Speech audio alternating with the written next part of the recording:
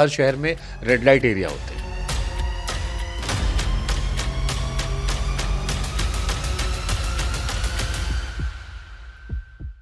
क्या होते हैं red light area? Red light areas इलाके होते हैं जो कि आइडेंटिफाइड होते हैं कि वहाँ पे कोठे हैं। जो दिल्ली का रेड लाइट एरिया है वहाँ पे 2500 से 2800 औरतें रह रही हैं और वहाँ पे कभी मैंने किसी पॉलिटिशियन को चढ़ते हुए नहीं देखा। वहाँ पे रात रात में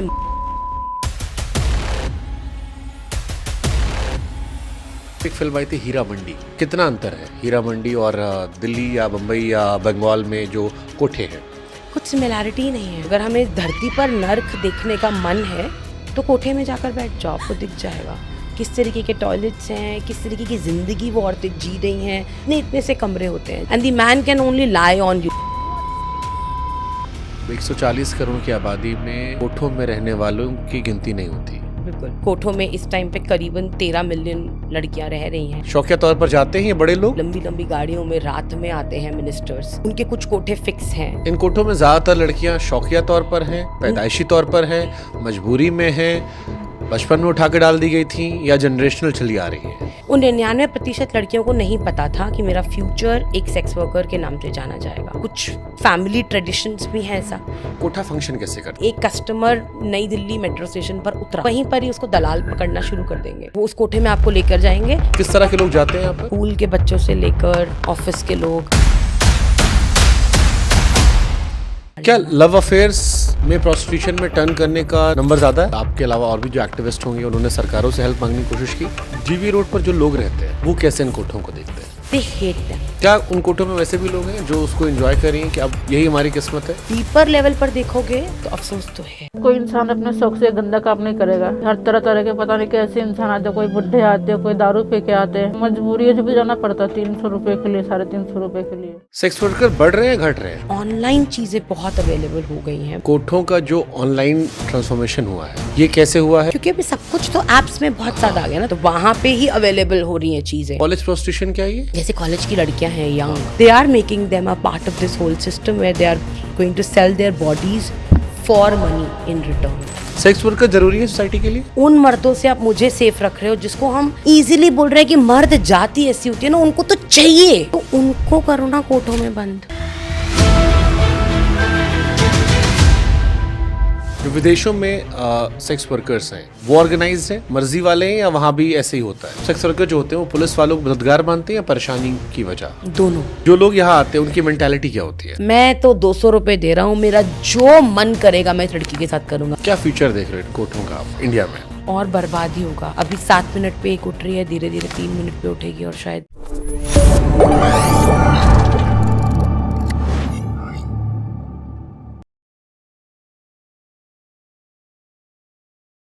कभी मंटो ने कहा था कि हर औरत वैश्या नहीं होती, पर हर वैश्या औरत होती है। और वैश्या कोई पैदा नहीं होती, वैश्या बनाई जाती है, कभी मर्जी से, कभी मजबूरियों से। और जो मर्द वैश्याओं का नाम सुनकर आंख नाक मुंह बना रहे हैं, वही मर्द बिरादरी अगर वैश्यालों पर जाना छोड़ दे तो वैश्या अपने आप नहीं होंगी। वो हैं क्योंकि वहां जाने वाले मर्द हैं। और इसीलिए आज उनकी समस्याओं को, उनको समझने के लिए यह विषय हमने चुना है। मेरे साथ खास मेहमान है गीतांजलि बब्बर जी, सेक्स वर्कर एक्टिविस्ट हैं, फाउंडर हैं एनजीओ की कटकथा।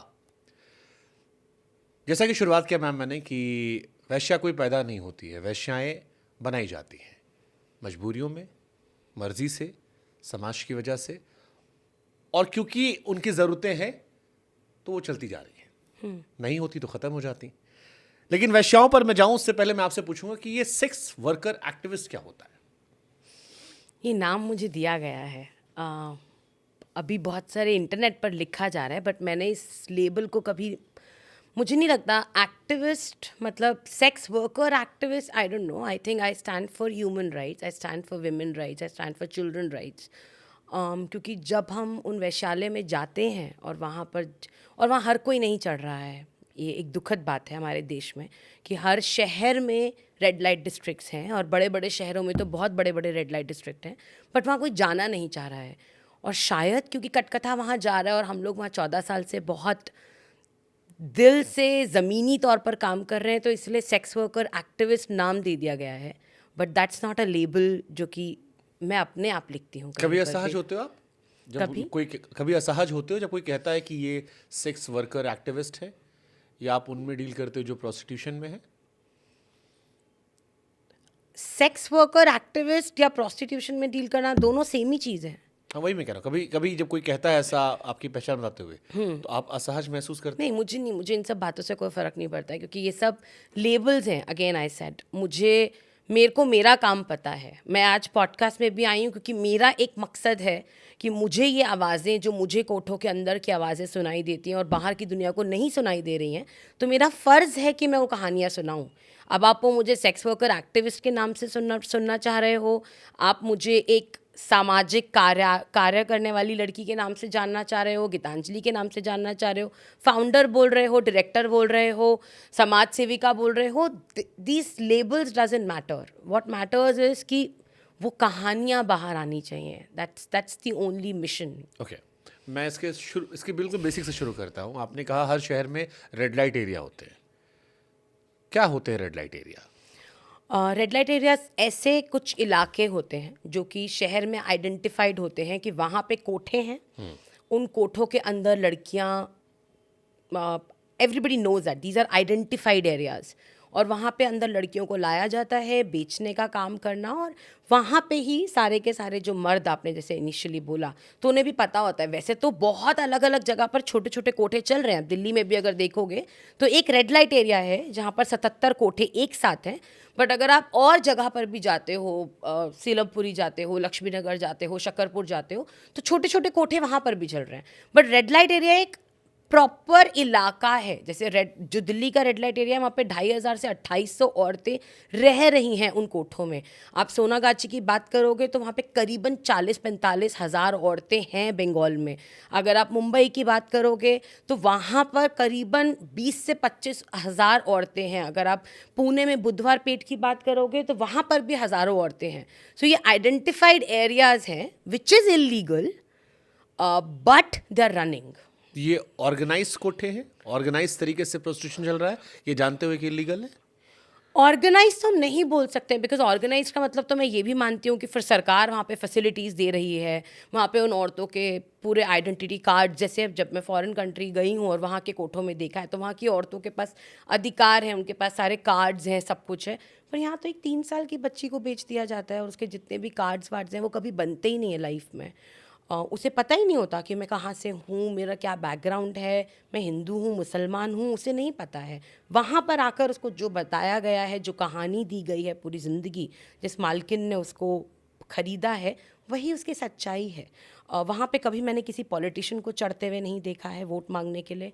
वहाँ पे रात रात में मर्डर्स हो जाते हैं, मैंने कभी नहीं देखा है कि कोई वहाँ पर आकर कंसर्न शो कर रहा है। वहाँ पे कोठों में आग लग जाती है। आती हैं लोग, ऐसा नहीं है कि लोग बिल्कुल नहीं आते हैं, मगर वो आके बस एक देखकर, अच्छा इन लोगों को मुआवजा मिलना चाहिए, बट मुआवजा किस बेसिस पे मिलेगा? उनके पास कोई कार्ड्स ही नहीं है, उनके पास कोई आधार कार्ड, राशन कार्ड, बूढ़ी हो रही हैं वो औरतें, कोई ओल्ड एज कार्ड, कुछ भी नहीं है। अब हम लोग कोशिश कर रहे हैं उन सब का बनवाने के लिए, but otherwise they don't exist. उनका काउंटिंग नहीं है हमारे देश में।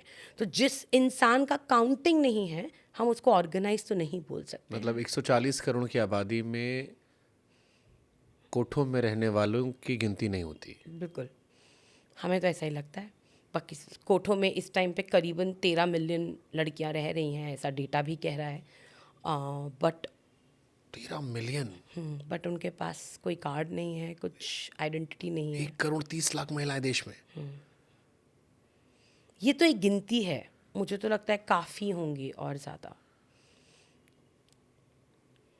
आपने कहा कि उन कोठों की सीढ़ियों पर कोई जाता नहीं जब वो परेशान होती हैं। शौकिया तौर पर जाते हैं नेता लोग, शौकिया तौर पर जाते हैं ये बड़े लोग जो वोट मांगने नहीं जाते या इन्हें देखकर मुंह बनाते हैं?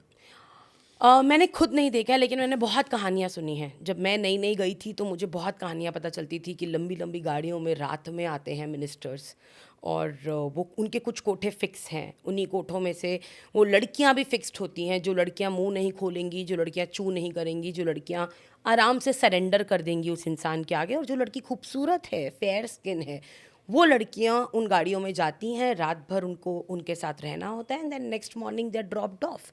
तो मैं ये नहीं बोलूँगी कि मिनिस्टर्स वहाँ पे शौकिया नहीं गए हैं, ऑफकोर्स जाते हैं, और ऑफकोर्स वो लड़कियां वहाँ पर भी उनके लिए भेजी भी जाती हैं उनके घरों में। इन कोठों में ज़्यादातर लड़कियां शौकिया तौर पर हैं, पैदाइशी तौर पर हैं, मजबूरी में हैं, बचपन में उठा के डाल दी गई थी, या जनरेशनल चली आ रही हैं?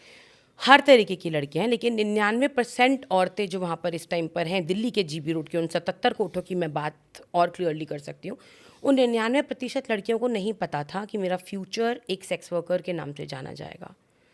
तो वो या तो शादी करी गई है और उनको उनके पति ने आकर बेच दिया, या फिर कोई औरत अपने घर में गांव में बाहर खेल रही थी, बच्ची 12 साल की 13 साल की, उसको किडनैप करके चाय में कुछ मिला के पिला दिया गया, और जब वो उसको होश आया तो वो बिक रही थी कोठे के अंदर। या कुछ जनरेशन मतलब कुछ फैमिली ट्रेडिशंस भी हैं ऐसा कि अगर उस पूरी कम्युनिटी में अगर एक बच्ची पैदा होती है और अगर वो खूबसूरत बच्ची है तो उसको बचपन में ही बोल दिया जाता है कि तुम ही घर चलाओगी आगे, तो यानी कि तुम धंधा कंटिन्यू करोगी। और उन फैमिलीज़ में जो भाई होते हैं, जो बेटे होते हैं और जो हस्बैंड्स होते हैं, वो बहुत ही it's an acceptable profession in their families कि लड़की ही कमाएगी और हमको सिर्फ क्लाइंट्स लेकर आने हैं उसके लिए। तो इनका परिवार कैसे रहता है फिर? जैसे मान लीजिए कि जनरेशनल आपने कहा कि एक महिला है, उसने, इनकी शादियां होती हैं, ऐसे ही रहते हैं लोग? सो कुछ लड़कियों की उनमें शादियां भी होती हैं। जैसे मान लीजिए एक परिवार में 3 बहनें हैं, तो उनमें से 2 बहनों को सेक्स वर्क में डाल दिया और एक बहन की शादी कर दी। तो इनमें जब शादी भी होती है तब भी पैसा मिलता है परिवार वालों को। Then also they get money, क्योंकि इस कम्युनिटी में लड़कियां शादी के लिए बहुत कम अवेलेबल होती हैं, तो जो होती हैं वो भी एक तरीके से आप खरीदते हो, तो इसमें डाउरी लड़की वालों को मिलती है। और जो लड़की सेक्स ट्रेड में गई है वो तो ज़िंदगी भर वैसे ही कमा कर देने ही वाली है अपने परिवार वालों को।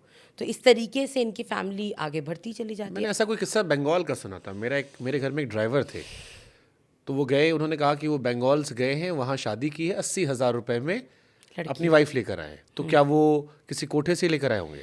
नॉट नेसेसरली, क्योंकि ऐसे बहुत सारे गांव भी हमारे देश में जहाँ लड़कियां एकदम ख़त्म हो रही हैं, तो वहाँ पर भी ख़रीदा जाता है। बट ऐसा ज़रूरी नहीं है। हमने जो देखा है वो इस कम्युनिटी की औरतों को जनरली इसी कम्युनिटी में ही शादी करवा देते हैं, बहुत ज़्यादा बाहर भेजते नहीं है। ये बेड़िया कम्युनिटी की बात कर रही हूँ मैं।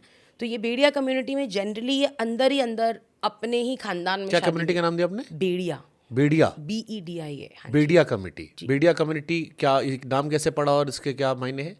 मुझे ये तो नहीं पता नाम कैसे पड़ा है। दैट्स अ हाँ, गुड बट इस क्वेश्चन। कम्युनिटी का क्या मायना है? इनका फैमिली ट्रेडिशन है सेक्स वर्क। इनका family tradition basically sex work भी नहीं है, मुजरा है।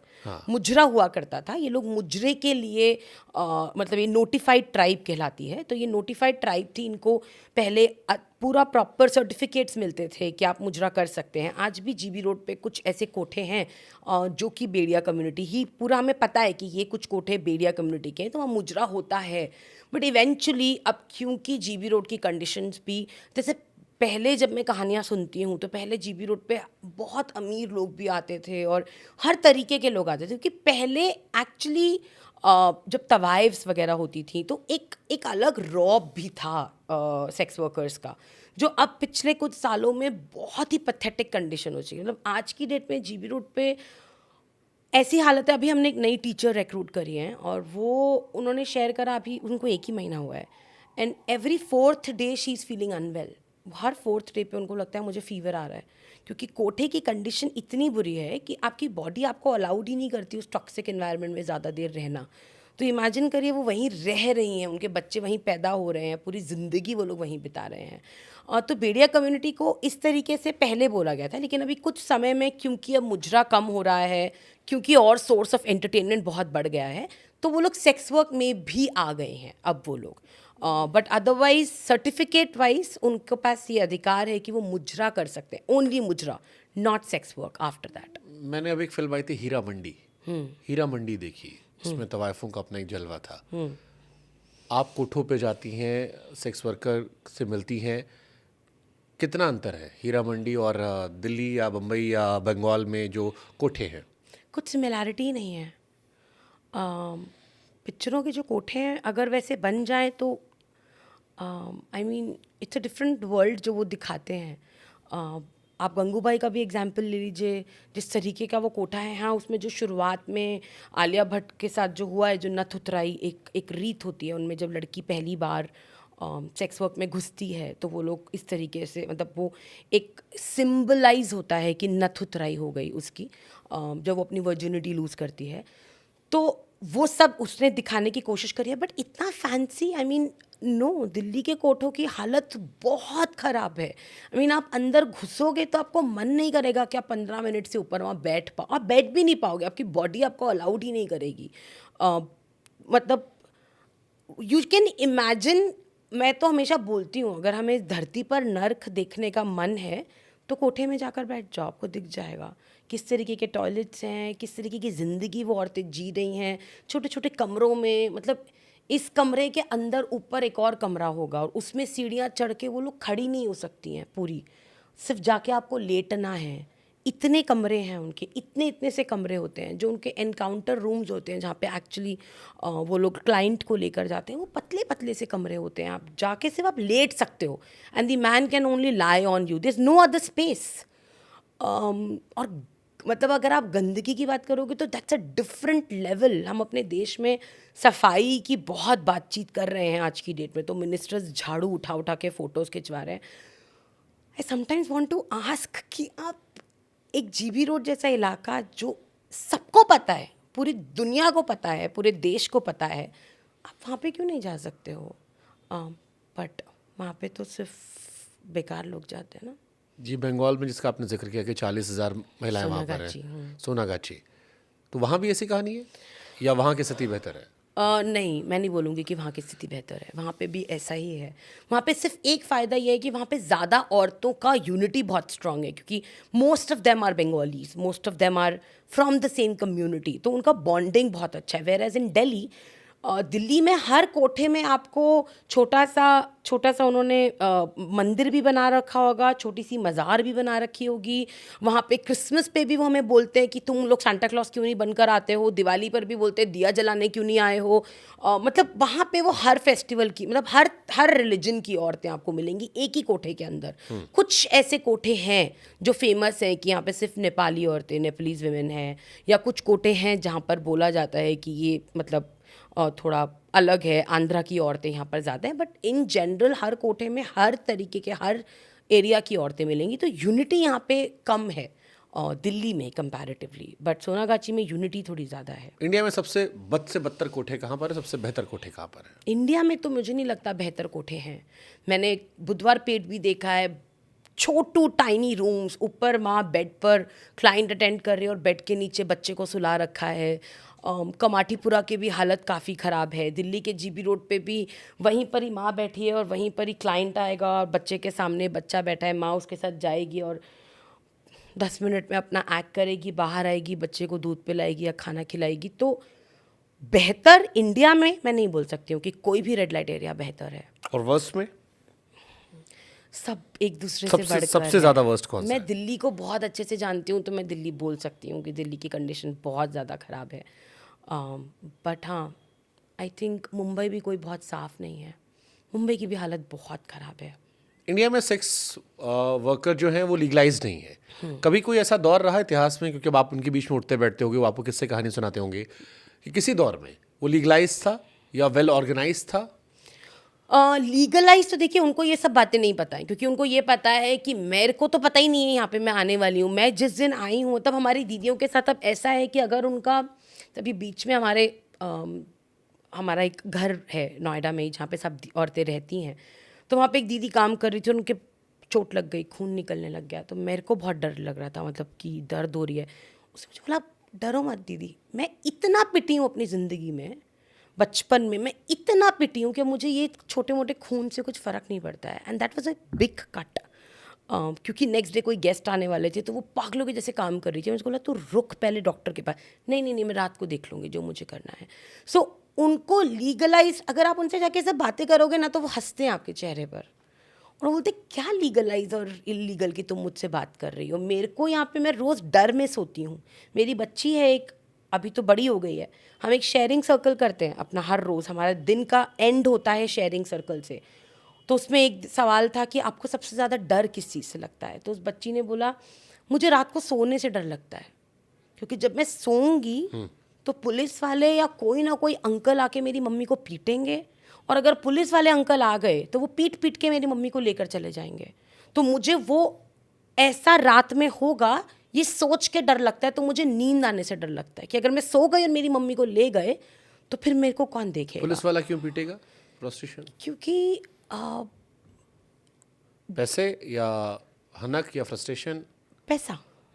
क्योंकि वहाँ पे मतलब ये एक अनऑर्गेनाइज सेक्टर है, बट इनफॉर्मली ये बहुत ऑर्गेनाइज्ड है। क्योंकि अगर एक लड़की आ रही है छोटी सी दूर गांव से आ रही है, 2-3 स्टेशन ट्रेन बदल बदल कर आ रहे हैं, दिल्ली के एक कोठे में चढ़ रही है, तो आपको लगता है कि ये ऐसे ही हो सकता है?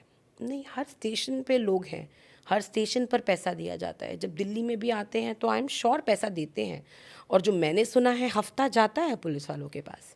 तो अगर ऐसा में किसी ने हफ्ता नहीं दिया या कभी, और बहुत बार ऐसा भी होता है कि क्लाइंट्स नीचे चले जाते हैं और वो लोग गलत कहानियाँ भी बता देते हैं कि मेरे 50,000 रुपये ले लिए या मेरे 60,000 रुपये ले लिए, तो पुलिस वाले उनको बोलते ठीक है ऊपर चलते हैं, तू 1 लाख बोलियो। और या कभी मान लीजिए 2,000 रुपये ले लिए, तो बोलते हैं ऊपर चलते हैं तो 25,000 बोलियो। अब वो औरत को तो देने ही पड़ेंगे क्योंकि पुलिस वाला साथ में आया है, नहीं तो वो उसको अंदर कर देंगे। और अगर उस औरत को अंदर कर दिया तो उसका मालिक उसको छुटवाने जाएगा, तो मालिक बोलेगा मैंने तेरे नाम के 50,000 दे दिए, तो अब तू मेरे को वापस लौटाएगी। और वहाँ पे इंटरेस्ट रेट जो है वो 50 से 60% है। तो वो औरत तो ज़िंदगी भर से उसके ऊपर और लोन ही चढ़ता रह जाता है, सिर्फ ज़िंदा रहने के लिए, कुछ अपने शौक़ पूरे करने के लिए नहीं। तो इन सब से बचने के लिए वो औरतें पुलिस वालों को हफ्ता देती रहती हैं टाइम टू टाइम, हर कोठे से हफ्ता जाता तो जो रहता है। कस्टमर जा रहा है पुलिस उसको परेशान नहीं करेगी? एक्चुअली वही बहुत स्ट्रेंज है हमारे देश में, क्योंकि हमारे देश में सुप्रीम कोर्ट ने मई 2022 में बोल दिया था बहुत ही क्लियरली कि sex workers are not criminals, they are victims. मतलब उनको आप क्रिमिनल नहीं बोल सकते हो, बट जो क्लाइंट है उसको हम बोल सकते हैं। लेकिन ऐसा नहीं हो रहा है। जब भी एक औरत और एक क्लाइंट पुलिस स्टेशन में जाता है तो औरत को ही देखना पड़ता है, औरत ही वहाँ पे अटकती है। क्लाइंट तो अक्सर क्लाइंट्स तो भाग ही जाते हैं, वो तो कभी पकड़ में आती ही नहीं है, उनको कभी पकड़ने की कोशिश भी नहीं करी गई है। तो औरतें ही हमारी क्रिमिनल। जिस बच्ची को ख़रीदा गया है बचपन में, जिसको पीटा गया है, जिसको ज़बरदस्ती दारू पिलाई गई है, उसको लत लगाई गई है, वही आगे जाके क्रिमिनल भी है हमारी बुक्स ऑफ लॉ में। ये लड़कियां कहीं भागने की कोशिश नहीं करती, बचने की कोशिश नहीं करती? करती हैं, फिर मर भी जाती हैं। मतलब पहले की बहुत सारी कहानियाँ हैं। हमने एक स्कूल बनाया था उसको अपना, क्योंकि हमारे पास कोई जगह नहीं थी और वो एक कोठा बंद था, उस पर कुछ इशू चल रहे थे। तो वहाँ पे मेरे बच्चे पहले आने से डरते थे कि मैम यहाँ स्कूल मत चलाओ। तो हम जब शाम को 7 बजते थे तो बच्चे भाग जाते थे। तो बोलती थी तुम क्यों ऐसा करते हो? मैम यहाँ पे शाम को आत्माएं घूमती हैं। ऐसा क्यों बोलते हो? तो मैम इस कमरे में इतनी दीदियों को काट के मारा गया है कि वो सब दीदियाँ यहाँ पे घूमती हैं, और जो मालकिन थी इस कोठे की वो भी फिर यहीं मर गई थी, तो सब लोग बोलते हैं कि उसकी आत्मा भी यहीं पर ही है। तो वहाँ पे मर्डर्स होना, लड़कियों को मार देना, काट के ट्रंक में डाल देना, या कभी कभी क्लाइंट्स अगर रूम के अंदर उनके साथ काम कर रहे हैं उनको अंदर ही मार कर चले जाना, ये बहुत आम है। मतलब उस सड़क पे ये सब चीज़ें बहुत ज़्यादा, हम लोग इसको बहुत इशू नहीं बनाते हैं। वहाँ पे गोली लगना या चक्कू मार देना इट्स नॉर्मल। तो मेरे को ज़रा एक बार आप बताओ, ये कोठा फंक्शन कैसे करता है? जैसे मान लीजिए कोई व्यक्ति कस्टमर है, उसे पता ये कोठा है, अब वहाँ से मुझे आप बताओ कैसे कैसे फॉलोअप होता है यहाँ पे? सो बेसिकली मान लीजिए वहाँ 77 कोठे हैं, हाँ, ठीक है। ठीक है। कुछ कोठे हैं जो कि बहुत फेमस हैं, जैसे मैंने बताया कि कुछ कोठे हैं जो नेपलीज वुमेन के लिए फेमस है। तो अगर मान लीजिए एक कस्टमर नई दिल्ली मेट्रो स्टेशन पर उतरा, तो वहीं पर ही उसको दलाल पकड़ना शुरू कर देंगे। आप भी अगर जाओगे और अगर आप जीबी रोड की तरफ जा रहे होगे, जबकि जीबी रोड एशिया का लार्जेस्ट हार्डवेयर मार्केट है, आपको चावड़ी जाना है आपको तब भी जीबी रोड से जाना पड़ेगा, आपको लाहौरी गेट जाना है तब तो आपको जीबी रोड से ही पार करना पड़ेगा। बट ये दलाल आपको समझेंगे कि आप तो सिर्फ कोठों के लिए आए हो। Automatically वो- track कर लेंगे वो अगर आप सड़क वहीं पे से घूम रहे हो आपको- तो। अगर आप सड़क पर हो तो, और वो आपके पीछे पीछे पीछे पीछे यंग लड़की दूंगा, 12 साल की, 12 साल की, 13 साल की, इतना रेट, ये वो नेपाली सुंदर, ये वो करते करते वो आपको पकड़ते चले जाएंगे। अगर आप उनको अग्री कर गए कि हाँ ठीक है मुझे ले चल, तो फिर उनके कुछ कुछ कोठों में, मतलब वो कुछ कोठों के दलाल असाइंड हैं कि मैं इस कोठे में ही लेकर जाऊंगा, वो उस कोठे में आपको लेकर जाएंगे। क्लाइंट के उस कमरे में जाते ही उस दलाल को एक पर्टिकुलर % कट मिल जाएगा, वो नीचे आ जाएगा। वो आदमी वहाँ पर, कुछ कोटों में पर्ची सिस्टम होती है, तो वो लोग वहाँ पे पर्ची कटवाते हैं अपनी, और लड़की चुनते हैं, और उसके बाद वो अंदर जाते हैं अपने एनकाउंटर रूम में।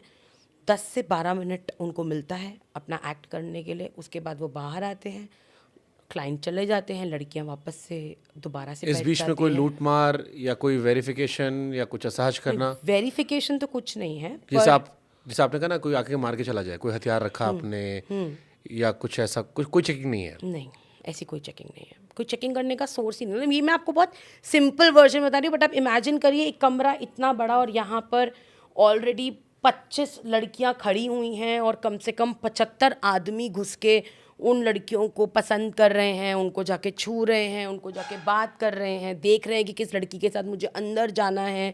वहीं पर ही पर्ची कट रही है, वहीं पर ही 2 आदमी बैठे होंगे, और वो कोई कुछ बेच रहा होगा, या कोई, क्योंकि वहाँ पे मार्केट भी ऊपर ही चढ़ती है, वो औरतें नीचे नहीं आती हैं, तो कोई कुछ बेच रहा होगा। तो एक इतने से कमरे में आप लगाइए, अगर 75-80 लोग खड़े हुए हैं, तो आपको पता भी नहीं है। बहुत सारे आदमी तो ऊपर चढ़ते हैं और उनको कोई पसंद नहीं आती तो उसी वक्त नीचे उतर जाते हैं।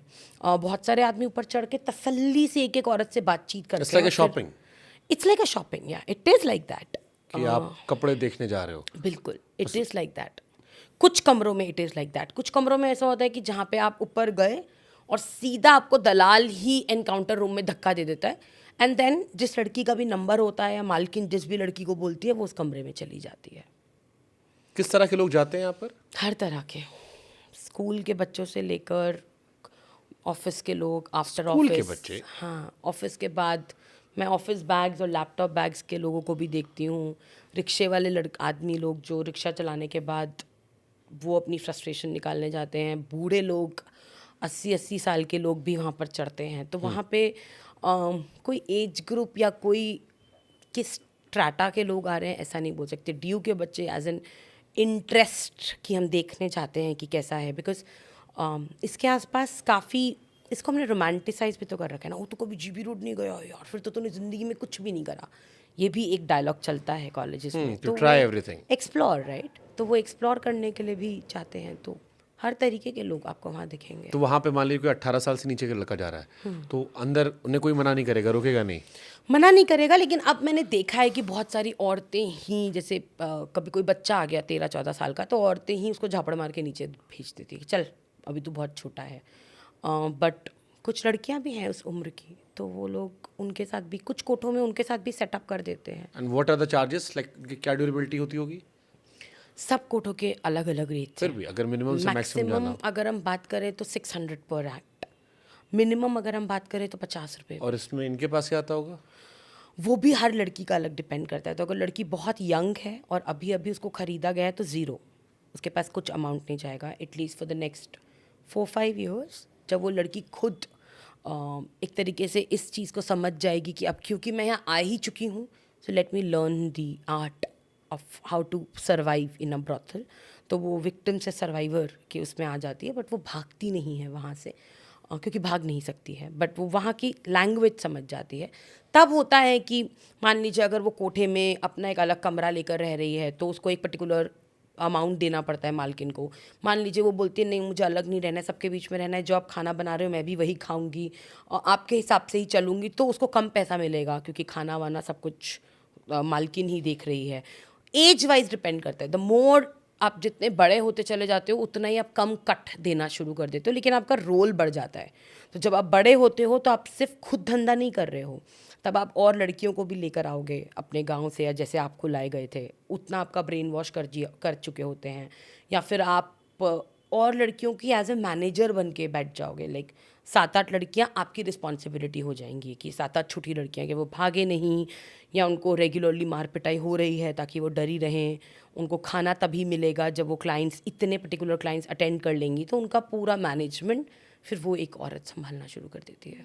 मैंने कई जगह देखा, जैसे जानवरों को, कोई खतरनाक जानवर होते हैं उनको ट्रीट करना होता है तो पहले डराते हैं, इतना डरा देते, और फिर एक इंसान सर्वाइवल बनकर आता है, फिर वो संभाल लेता है, तो वो जो जानवर या होता है वो उसको सरेंडर कर देता है और उसका लॉयल हो जाता है। यहाँ कैसे फंक्शन करता है? कोई नई बच्ची आई, यहाँ पे भी ऐसा ही होता है, जैसे हम बोलते हैं ना, अगर हाथी कोई को नई बचपन बच्ची मान में- लीजिए किसी शहर से आ गई, अब वो लाजमी बात है कि उसने लाइफ में सब नहीं किया, प्रोस्टिट्यूशन में कभी इन्वॉल्व नहीं रही है, तो वहां से आप उसे कैसे तैयार करते हो?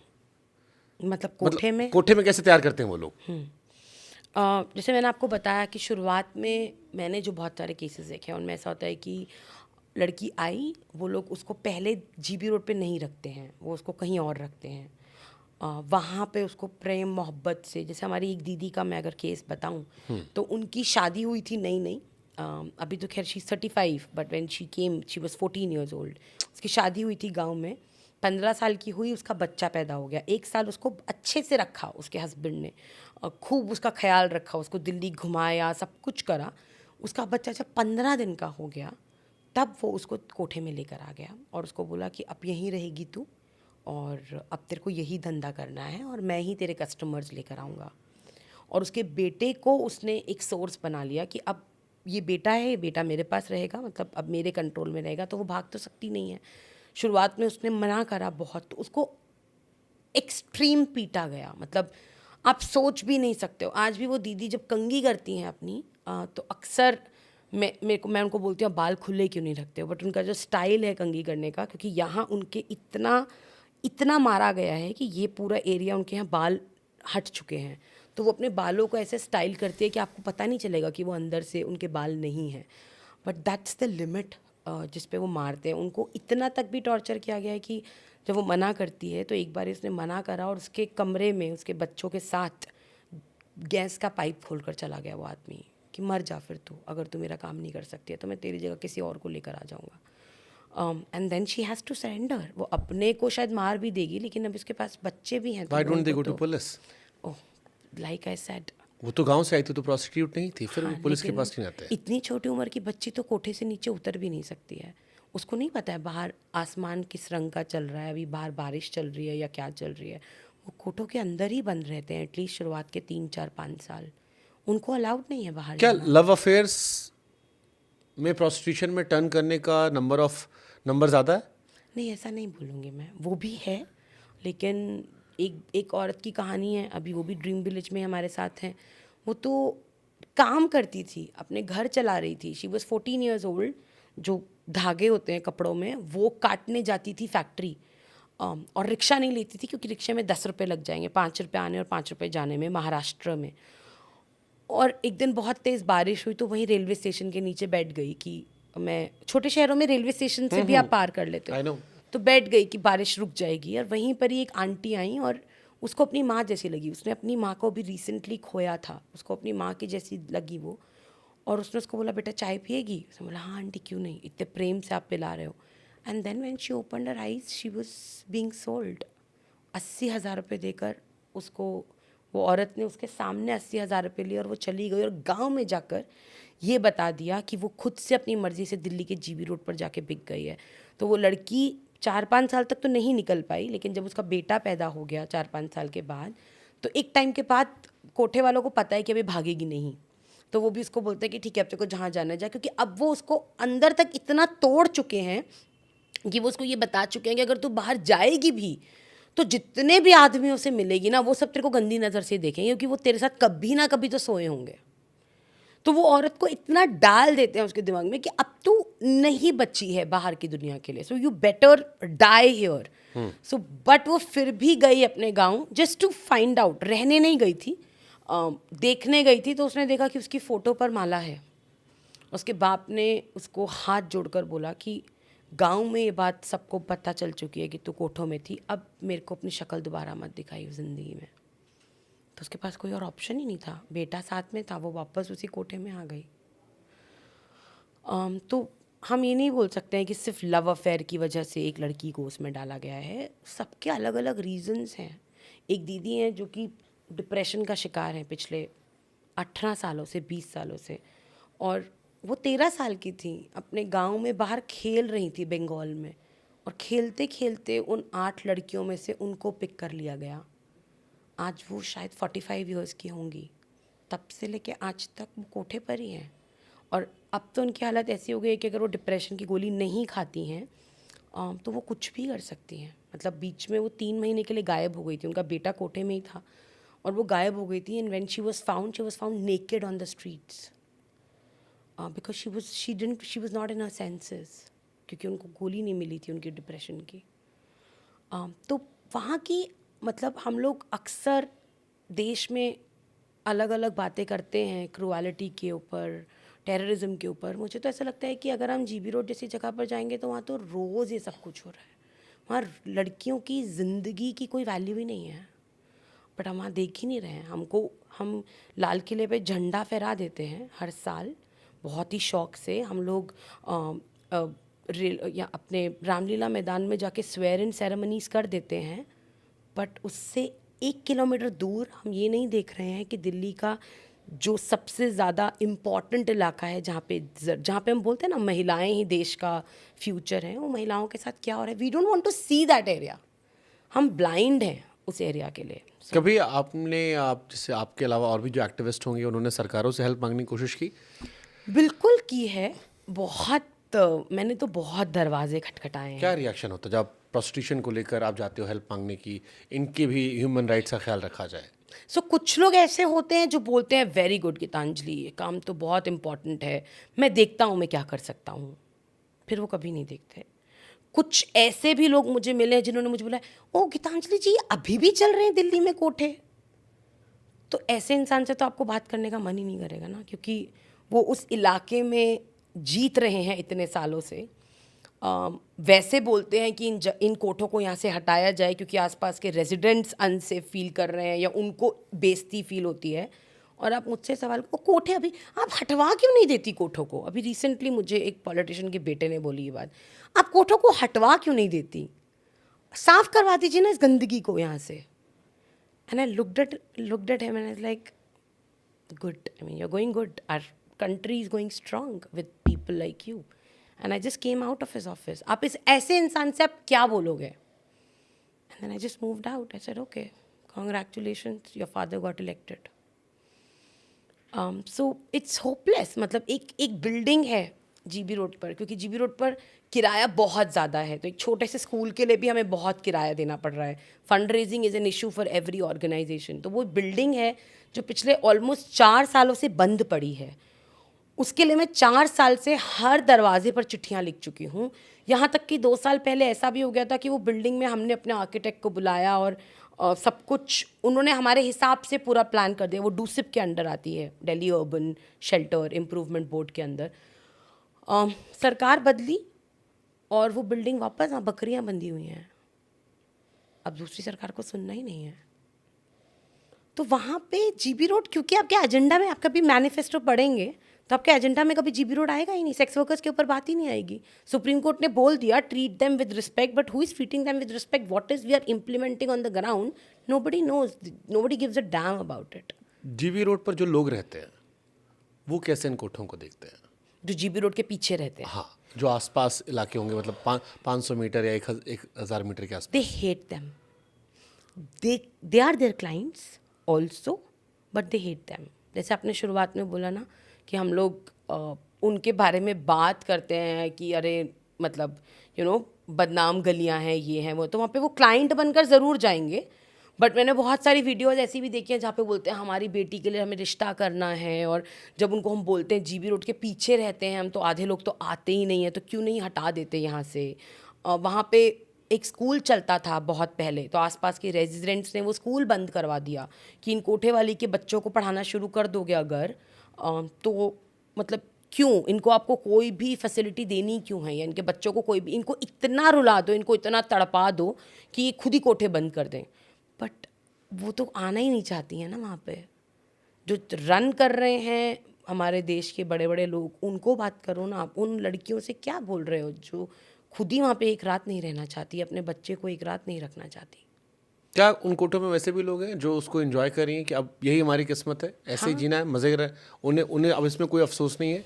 देखिए, डीपर लेवल पर देखोगे तो अफसोस तो है, डीपर लेवल पर अगर आप देखोगे और उन औरतों को एक सपना पूछोगे तो हर दीदी का एक सपना है, मेरे को गृहस्थी जीवन जीना है। मैंने गृहस्थ शब्द वहाँ से उसकी इम्पोर्टेंस समझी है लाइफ में, जो हम लोग बहुत टेकन फॉर ग्रांटेड ले। हमारे लिए माँ होना, बाप होना, शादी होना और शादी में सब रिश्तेदारों का आना, it's normal right. For us it's not something, it's not a luxury. उनके लिए ये ज़िंदगी का सपना है कि मुझे गृहस्थी में जीना है, जहाँ पे मेरे सर पे ये ना लिखा हो कि मैं जीबी रोड की कोठे वाली हूँ। और उनके आधार कार्ड्स में भी अब तक जीबी रोड ही लिखा जाता था। फिर हम लोगों ने जब इलेक्शन कमीशन के रिकॉर्ड्स में देखा तो एक्चुअली जीबी रोड का नाम बहुत सालों पहले श्रद्धानंद मार्ग कर दिया गया है, करीबन 38-40 साल पहले, बट उनके कार्ड्स में वो नहीं आ रहा था।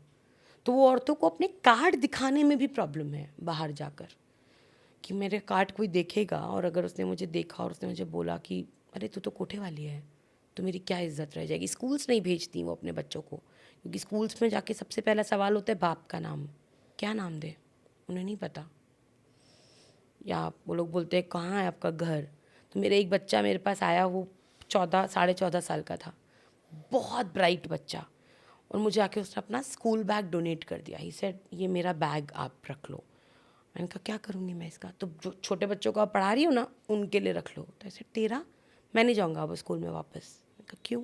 आज सारे लड़कों ने मुझे बोला डी का बच्चा है, कोठे में रहता है, मैं अब स्कूल में कभी वापस नहीं जाऊँगा। उस बच्चे की गलती है क्या? उस माँ की गलती है क्या? जिसकी गलती है वो देख ही नहीं रहा है। तो और वहाँ पे ये रोज़मर्रा की कहानियाँ हैं, ये एक बच्चे की कहानी नहीं है, ये हमारे हर बच्चे की कहानियाँ हैं। सेक्स वर्कर बढ़ रहे हैं, घट रहे हैं? अगर हम कोठे में देखें तो कोठे में धंधा कम हो रहा है, ऐसी ही मेरी सारी औरतें बोलती हैं कि पहले तो बहुत लोग आते थे, एक एक दिन में 50-50 क्लाइंट्स भी अटेंड करे हैं लड़कियों ने। आज की डेट में ऐसा भी होता है कि 4 क्लाइंट करने के लिए भी वो काफ़ी उनको दिक्कतें होती हैं, और अगर क्लाइंट अटेंड नहीं होंगे तो खाना नहीं मिलेगा। तो ये भी शर्तें रखी जाती हैं उनके ऊपर। तो इस तरीके से यानी कोठों में अभी सेक्स वर्क कम हो रहा है, बट क्योंकि ऑनलाइन चीज़ें बहुत अवेलेबल हो गई हैं, बहुत सारी ऐप्स आ गई हैं, तो सेक्स वर्क कम हो रहा है मैं ये नहीं बोलूँगी। मगर कोठों में अब लोग कम जा रहे हैं, नहीं जा रहे हैं ये भी नहीं बोलेंगे, बट कम जा रहे हैं कंपैरेटिवली टू आज से 15 साल पहले। तो ये कोठों का जो ऑनलाइन ट्रांसफॉर्मेशन हुआ है, ये कैसे हुआ है और कितना ये उनको परेशान करने वाला, और ये नया वर्जन क्या है? क्योंकि आई एम श्योर इनमें भी लोग परेशान होते होंगे। मतलब बिल्कुल है। जैसे मान लीजिए अगर ऑनलाइन हमारी ही कोई दीदी है जिनका इंस्टाग्राम चैनल बहुत चल रहा है और वो इंस्टाग्राम पे बहुत एक्टिव है और वो क्लाइंट्स को अटेंड करने के लिए जा रही है, ऑनलाइन ये कैसे सिस्टम बदला, क्या है ये मतलब? क्योंकि अभी सब कुछ तो ऐप्स में बहुत ज़्यादा आ गया ना। तो अगर आप देखेंगे तो बहुत सारी हुकिंग ऐप्स भी बन चुकी हैं, तो वहाँ पे ही अवेलेबल हो रही हैं चीज़ें। Some are paid where you have to pay, but some are just optional. And also अगर हम देश में देखेंगे तो सेक्स को लेके डिस्कशंस पहले से तो काफ़ी बड़ी ही हैं, ओपननेस बड़ी ही है। तो आई थिंक उसकी वजह से भी बहुत सारी चीज़ें अब जीबी रोड पर बहुत लोगों को जाने की ज़रूरत नहीं पड़ रही है, because they are already getting what they want otherwise, may be in colleges, in schools. अभी बहुत सारी लड़कियां कॉलेजेस में भी ऑप्ट करने लग गई हैं सेक्स वर्क को by choice in some cases, but in some cases by force also. Like for an example, they want to continue studying, they want to fund their studies, तो they will go into this field। तो अभी मतलब मैं आपको बता रही हूँ ना कि अभी कोठे सिर्फ रेड लाइट एरियाज में नहीं रह गए हैं। कॉलेज प्रोस्टिट्यूशन क्या है ये? जैसे कॉलेज की लड़कियां हैं यंग, तो इन colleges also these options are there, so some girls are there. आप अगर कभी भी देखेंगे तो आपको शायद मेट्रो स्टेशन के टॉयलेट्स के डोर के पीछे भी लिखा होगा ना, if you want a girl call up here. आपको कॉलेजेस के टॉयलेट्स में भी दिखेंगी ऐसी सब चीज़ें। If you want to have a one night fun then call up at this number. ये सब क्या है? ये सब एक तरीके का सिस्टम ही तो बन रहा है, that there is a man और there is a whole system जहाँ पे वो लोग लड़कियों को बोलते हैं that if you want to do this come and join our gang, and then some women comes into it. For an example, कुछ लड़कियों को चीट करके, कुछ लड़कियों को झूठ बोलकर इसका पार्ट बना लेते हैं, कुछ लड़कियों को बताकर इसका पार्ट बना लेते हैं, but in any case they are making them a part of this whole system where they are going to sell their bodies for money in return, and it's not always it's not always a रोजी and beautiful journey. Like मैं US गई थी और आपने शायद Reno का नाम सुना होगा. That's considered as mini Vegas. So I met this woman there. मैं रात में पुलिस के साथ पुलिस की गाड़ी में पूरी रात रेकी कर रही थी. तो बहुत खूबसूरत लड़की, बहुत ही सुंदर. She was wearing a beautiful dress and we went up to her to ask her if everything is fine, and she looked so confident. Yeah, everything is just perfect and I'm fine and I'm taken care of and there's nothing to worry about. That's what she told the policeman. Next morning मैं उस NGO के लोगों के साथ phone आया उन लोगों के पास that there is a girl who is in need. I went there and she was the same girl in a, मतलब उसकी जो कंडीशन थी अगले दिन मैं पहचान नहीं पाई कि वही लड़की है. एकदम उलझे हुए बाल, फटे हुए कपड़े. उसका कमरा जब मैंने जाकर देखा तो मेरे पास कुछ खाने का सामान था और वो हमारी गाड़ी में आकर बैठी और मैंने उसको वो ऑफ़र करा. उसने एकदम पकड़ के खा लिया. एंड फिर मैंने उसे इवेंचुअली थोड़ी देर के बाद, आधे पौने घंटे के बाद पूछा, बट रात को तो तुम बोल रही थी कि सब कुछ परफेक्ट है एंड अभी तुम्हारी हालत देखकर तो उसने मुझे बताया कि जब आप रात को मुझसे बात कर रहे थे तो मेरा पिम्प ऊपर खड़ा था और अगर मैं तब आपको कुछ भी बोलती क्योंकि आप पुलिस के साथ थे तो वो वहीं से ही मेरे को कंट्रोल कर रहा था. And they have tattoos on their bodies. उनके यहाँ थाइस पर वो लोग, जैसे हम गाय भैंसों को टैटू लगाते हैं ना, आग जलता हुआ, वो उस तरीके से स्टैम्प करते हैं उन लड़कियों को. सो वो लड़कियाँ चाहकर भी बॉर्डर नहीं क्रॉस कर सकती हैं, वो चाहकर भी नहीं भाग सकते. ये मैं आपको यूएस की बात बता रही हूँ. तो इंडिया में तो उनको टैटू करने की ज़रूरत ही नहीं है. उनको पता होता है, इतने दलाल नीचे घूम रहे हैं जीबी रोड पे कि अगर कोई लड़की आपको भागते हुए किसी लड़की का पता चल गया तो वो लड़की नहीं जा पाती ज़्यादा दूर तक, रेलवे स्टेशन तक मैक्सिमम. उसके बाद उसको पकड़ कर ले आते हैं. ये रेलवे स्टैंड, बस स्टैंड, हर पब्लिक प्लेस पे होंगे ये? बिल्कुल, ये हर जगह है. हमारे देश का एक डेटा ये कहलाता है कि हर 7 मिनट पे एक लड़की उठती है हमारे देश में. Every 7 minutes a girl is picked up. जितनी देर में हमारा पॉडकास्ट चल रहा है उतनी देर में शायद ऑलमोस्ट 7 लड़कियां उठ चुकी होंगी अलग अलग शहरों से और ट्रैफिक्ड हो चुकी होंगी. और इन सब का इस्तेमाल सेक्स ट्रैफिकिंग में ज़रूरी नहीं है, बहुत अलग अलग टाइप्स के ट्रैफिकिंग्स भी हैं. बट हाँ, ह्यूमन ट्रैफिकिंग तो हो ही रही है. उसकी ज़िंदगी अब उसकी नहीं रही. Now it's she is being sold. उसका पैसा मिल रहा है किसी और को और अब उसको जो चाहते हैं वो करवा सकते हैं. सपोज मान लो कोई बच्ची आपको देख रही हो और वो इसमें फंस गई हो. मोबाइल आज सभी के पास है, हो सकता है कोई शायद आपको सुने, हिम्मत आए. इस प्रोसेस में इन्वॉल्व होने के बाद कैसे निकल सकते हैं, या ये ऐसा दलदल है जहाँ फंस गए तो फिर निकल नहीं सकते? एक्चुअली ऐसा, जैसे हमारी खुद की ही एक बच्ची है और वो बेड़िया कम्युनिटी से ही है. तो हमने उसको, हमारी लाइफ में आ गई थी जब वो 8 साल की थी. तो जब वो 11 साल की हुई तब तक उसको ये सब बातें पता थी. So awareness is a very big, I would say it's a blessing. जब वो 11 साल की हुई और उसको उसके गांव लेकर गए, उसको बोला गया धंधा करेगी या शादी करेगी, तो उसने बोला मुझे तो पढ़ना है. सो उन्होंने बोला ये ऑप्शन नहीं है. तो she called me and she said मुझे यहाँ से निकालो, मुझे नहीं पता कैसे. अब हमें उसके गांव का कुछ नहीं मालूम है, बट ये मालूम था कि चाहे कुछ भी हो जाए इन दोनों बहनों को निकालना है. सो फिर वी ऑल्सो डिड एवरीथिंग. वहाँ की पुलिस, वहाँ की सरकार. एंड कभी कभी ऐसा होता है ना लाइफ में कि आपको अच्छे लोग ही मिलते चले जाते हैं जो जेन्युइनली चाहते हैं कि ये ना हो. तो हमें भी ऐसे ही लोग मिलते चले गए. एंड वो लड़की बहुत स्ट्रांग थी. उसने अपनी लोकेशन, अपने फ़ोन को बार बार अपनी मम्मी से चोरी छिपे फ़ोन करती थी, हमें मैसेजेस कर देती थी, अब मैं यहाँ हूँ, अब मैं यहाँ हूँ. हमने उसका फ़ोन टैप करवा दिया तो हमें पता चलता रहा उनकी लोकेशन कहाँ पर है. उसको हमने मैसेजेस में ही बोल दिया just be ready, the moment anybody comes into your village उनकी गाड़ी में जाके बैठ जाना, डोंट आस्क एनी क्वेश्चन. तो ये सब कुछ उस बच्ची ने बहुत स्मार्टली करा.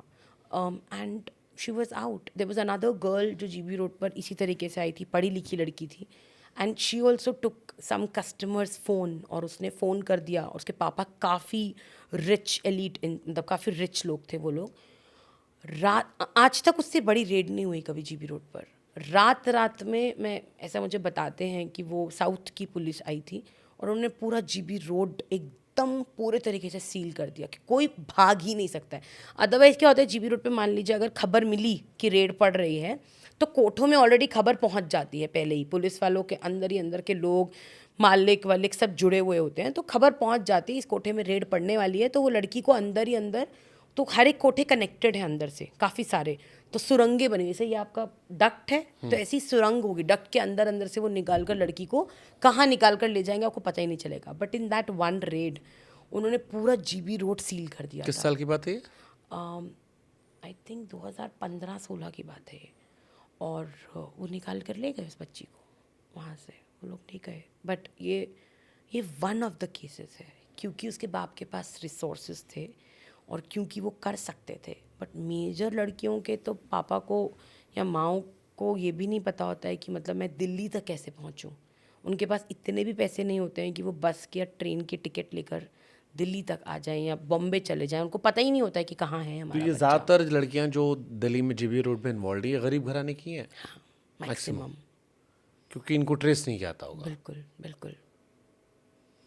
इनकी फ़ोटो लगी होती है पुलिस स्टेशन के बाहर, नॉट इनकी बट बहुत लड़कियों की ना, मिसिंग गर्ल्स तो हमारे यहाँ पे है ही बहुत ज़्यादा। उनमें से काफ़ी लड़कियाँ हैं कोठों के अंदर। सेक्स वर्कर जरूरी है सोसाइटी के लिए?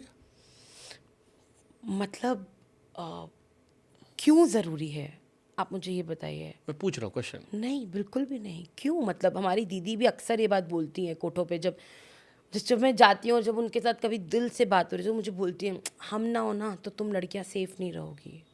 मुझे नहीं रहना फिर सेफ़।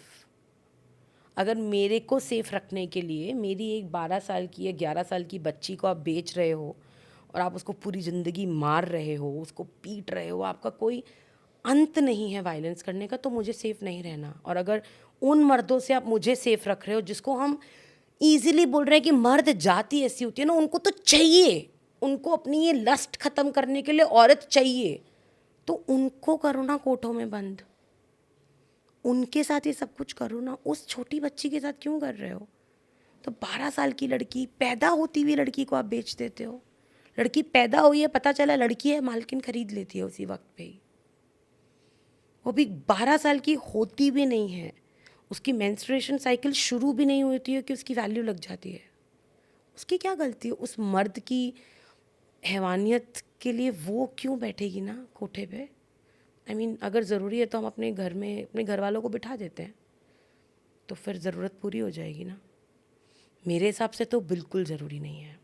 बट जैसे एक लॉजिक दिया था कई बार जब हम Sex सेक्स is वर्कर की important. बात करते हैं तो ये होता है कि अगर ये लीगलाइज कर दिया जाए, ख़ास तौर पर जो लीगल सेक्स को मानते हैं कि ऐसी जगह होनी चाहिए, उनका लॉजिक ये होता है कि इससे देश में रेप केसेस कम हो जाएंगे, महिलाओं के शोषण कम हो जाएंगे, जिनको लस्ट होगी वो जाएंगे वहाँ पर पे करेंगे, सेक्स करेंगे और लौट आएंगे, इससे समाज में महिलाएं सुरक्षित हो जाएंगी, ऐसा लॉजिक दिया जाता है।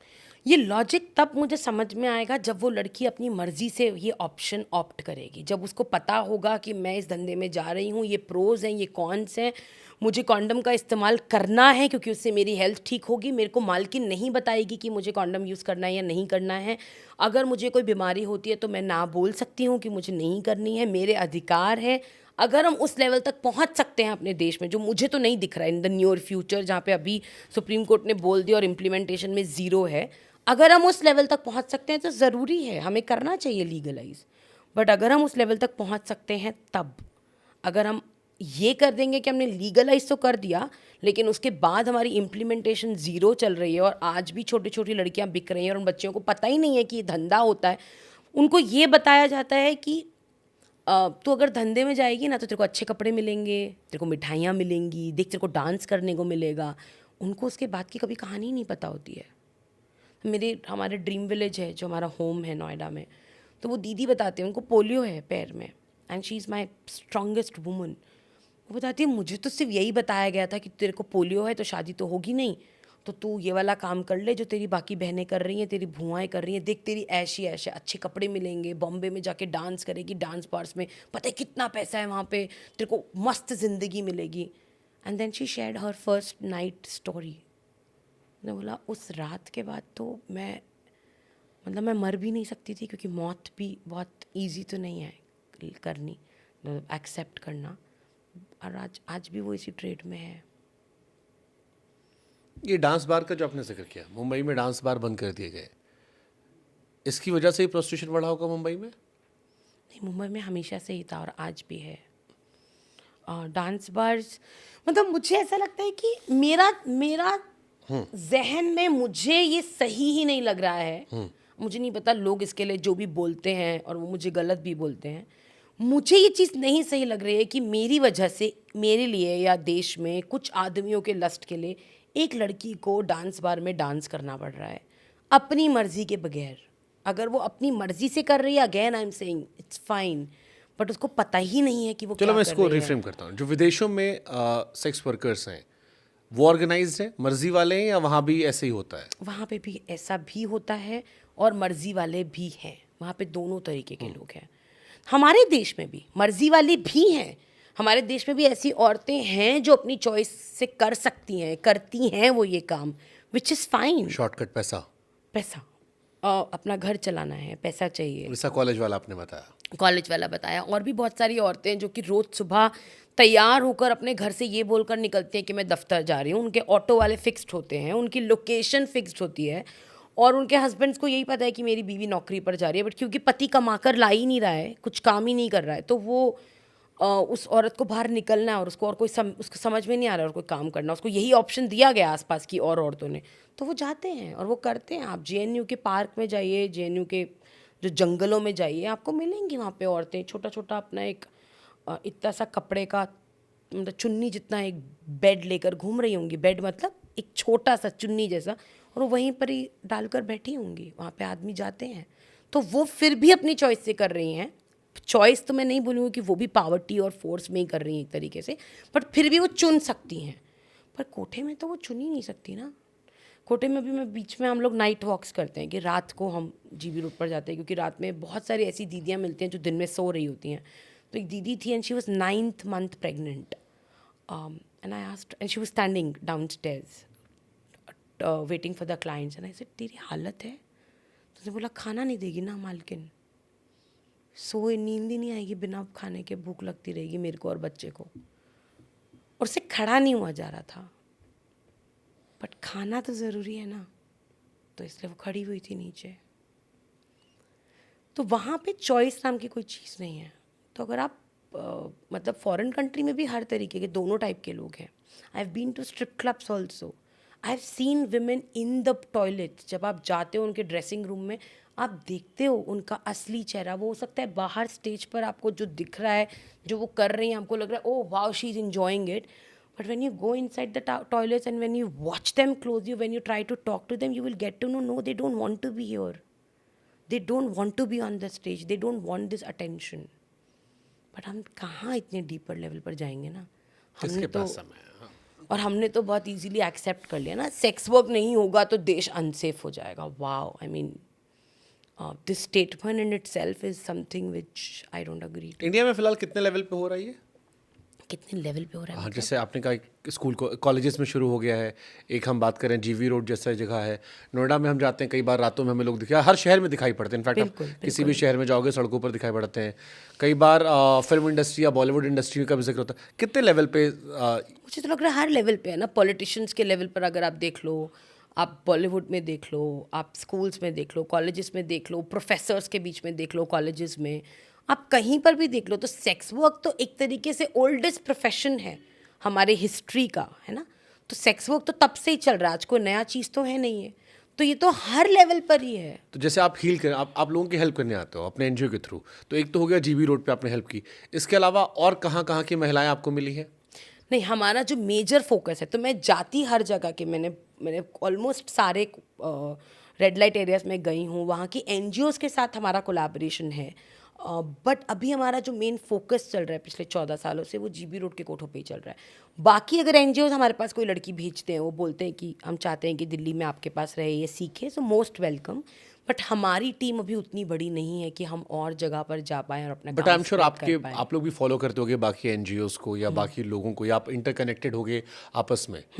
तो और किस लेवल पे आपको किससे कहानियां सुनाई पड़े? कभी कोई बॉलीवुड का किस्सा, टीवी का किस्सा, या किसी ऑफिस का किस्सा, ऐसा कोई भी सुनाई पड़ता है? ऑफिस के किस्से तो हाँ, जैसे हमें ये भी बताया जाता है, कुछ दीदियाँ ये भी कहानियाँ बताती हैं कि जब रेड पड़ती है और जब उनको नारी निकेतन में डाल दिया जाता है, तो नारी निकेतन से रात रात में उनको भेजा जाता है अलग अलग मिनिस्टर्स के पास, बड़े बड़े लोगों के पास। तो वो किस्से ज़रूर सुने हैं कि वो दीदियाँ बताती हैं कि रात को आती है जो भी वहाँ की अंदर की वार्डन होती है, She picks up a woman, she dresses her up, she gives her some pills to eat so that वो अपना लूज कर दे अपने आप को पूरे तरीके से, and then she makes her sit in the car of some politician, some MLA, and then और नेक्स्ट मॉर्निंग वो वापस आ जाती है.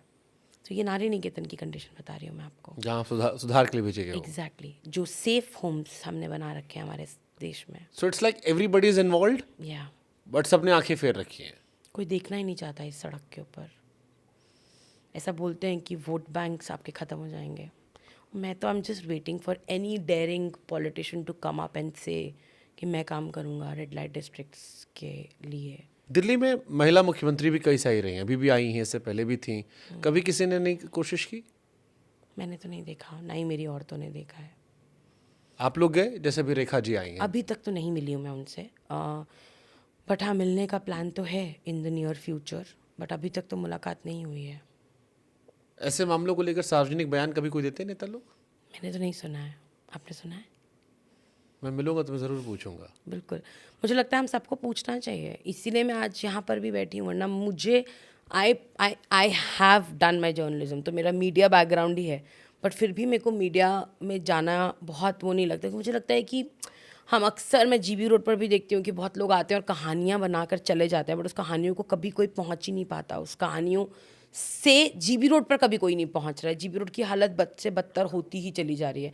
तो मेरा भी बहुत हद तक विश्वास हट चुका है ये सब चीज़ों में, but now started coming back because मुझे लगता है कि कहानियाँ बाहर जानी बहुत ज़रूरी है. उन कोठों की दीवारें इतनी स्ट्रॉन्ग हैं कि वहाँ की चीखें बाहर ही नहीं जा रही हैं. और वहाँ पे औरतें अंदर चीखें मार मार के, बच्चे रो रो के वहीं मर रहे हैं. दुनिया को, या तो दुनिया के कान बेकार हो चुके हैं, हमारे लोगों के कान खराब हो चुके हैं, या उस सड़क की दीवारें बहुत स्ट्रॉन्ग है कि बाहर चीखें नहीं जा रही हैं. तो क्योंकि हम लोग उस कोठों के अंदर भी जा पा रहे हैं और बाहर की दुनिया में भी रह पा रहे हैं, तो शायद ये हमारा फ़र्ज़ बनता है कि हम वो कहानियाँ बाहर लेकर आए. तो जैसे आप जीबी रोड में जाते हो सेक्स एक्टिविस्ट के तौर पर, मैं फिर कोट कर रहा हूँ, या वुमेन राइट के तौर पर, जो दलाल होते हैं या जो उनकी मालकिन होती हैं, वो आप लोग से सहज होती हैं और वो आपको भी डरा धमका के रखती हैं, या आपको कैसे देखा था अंदर?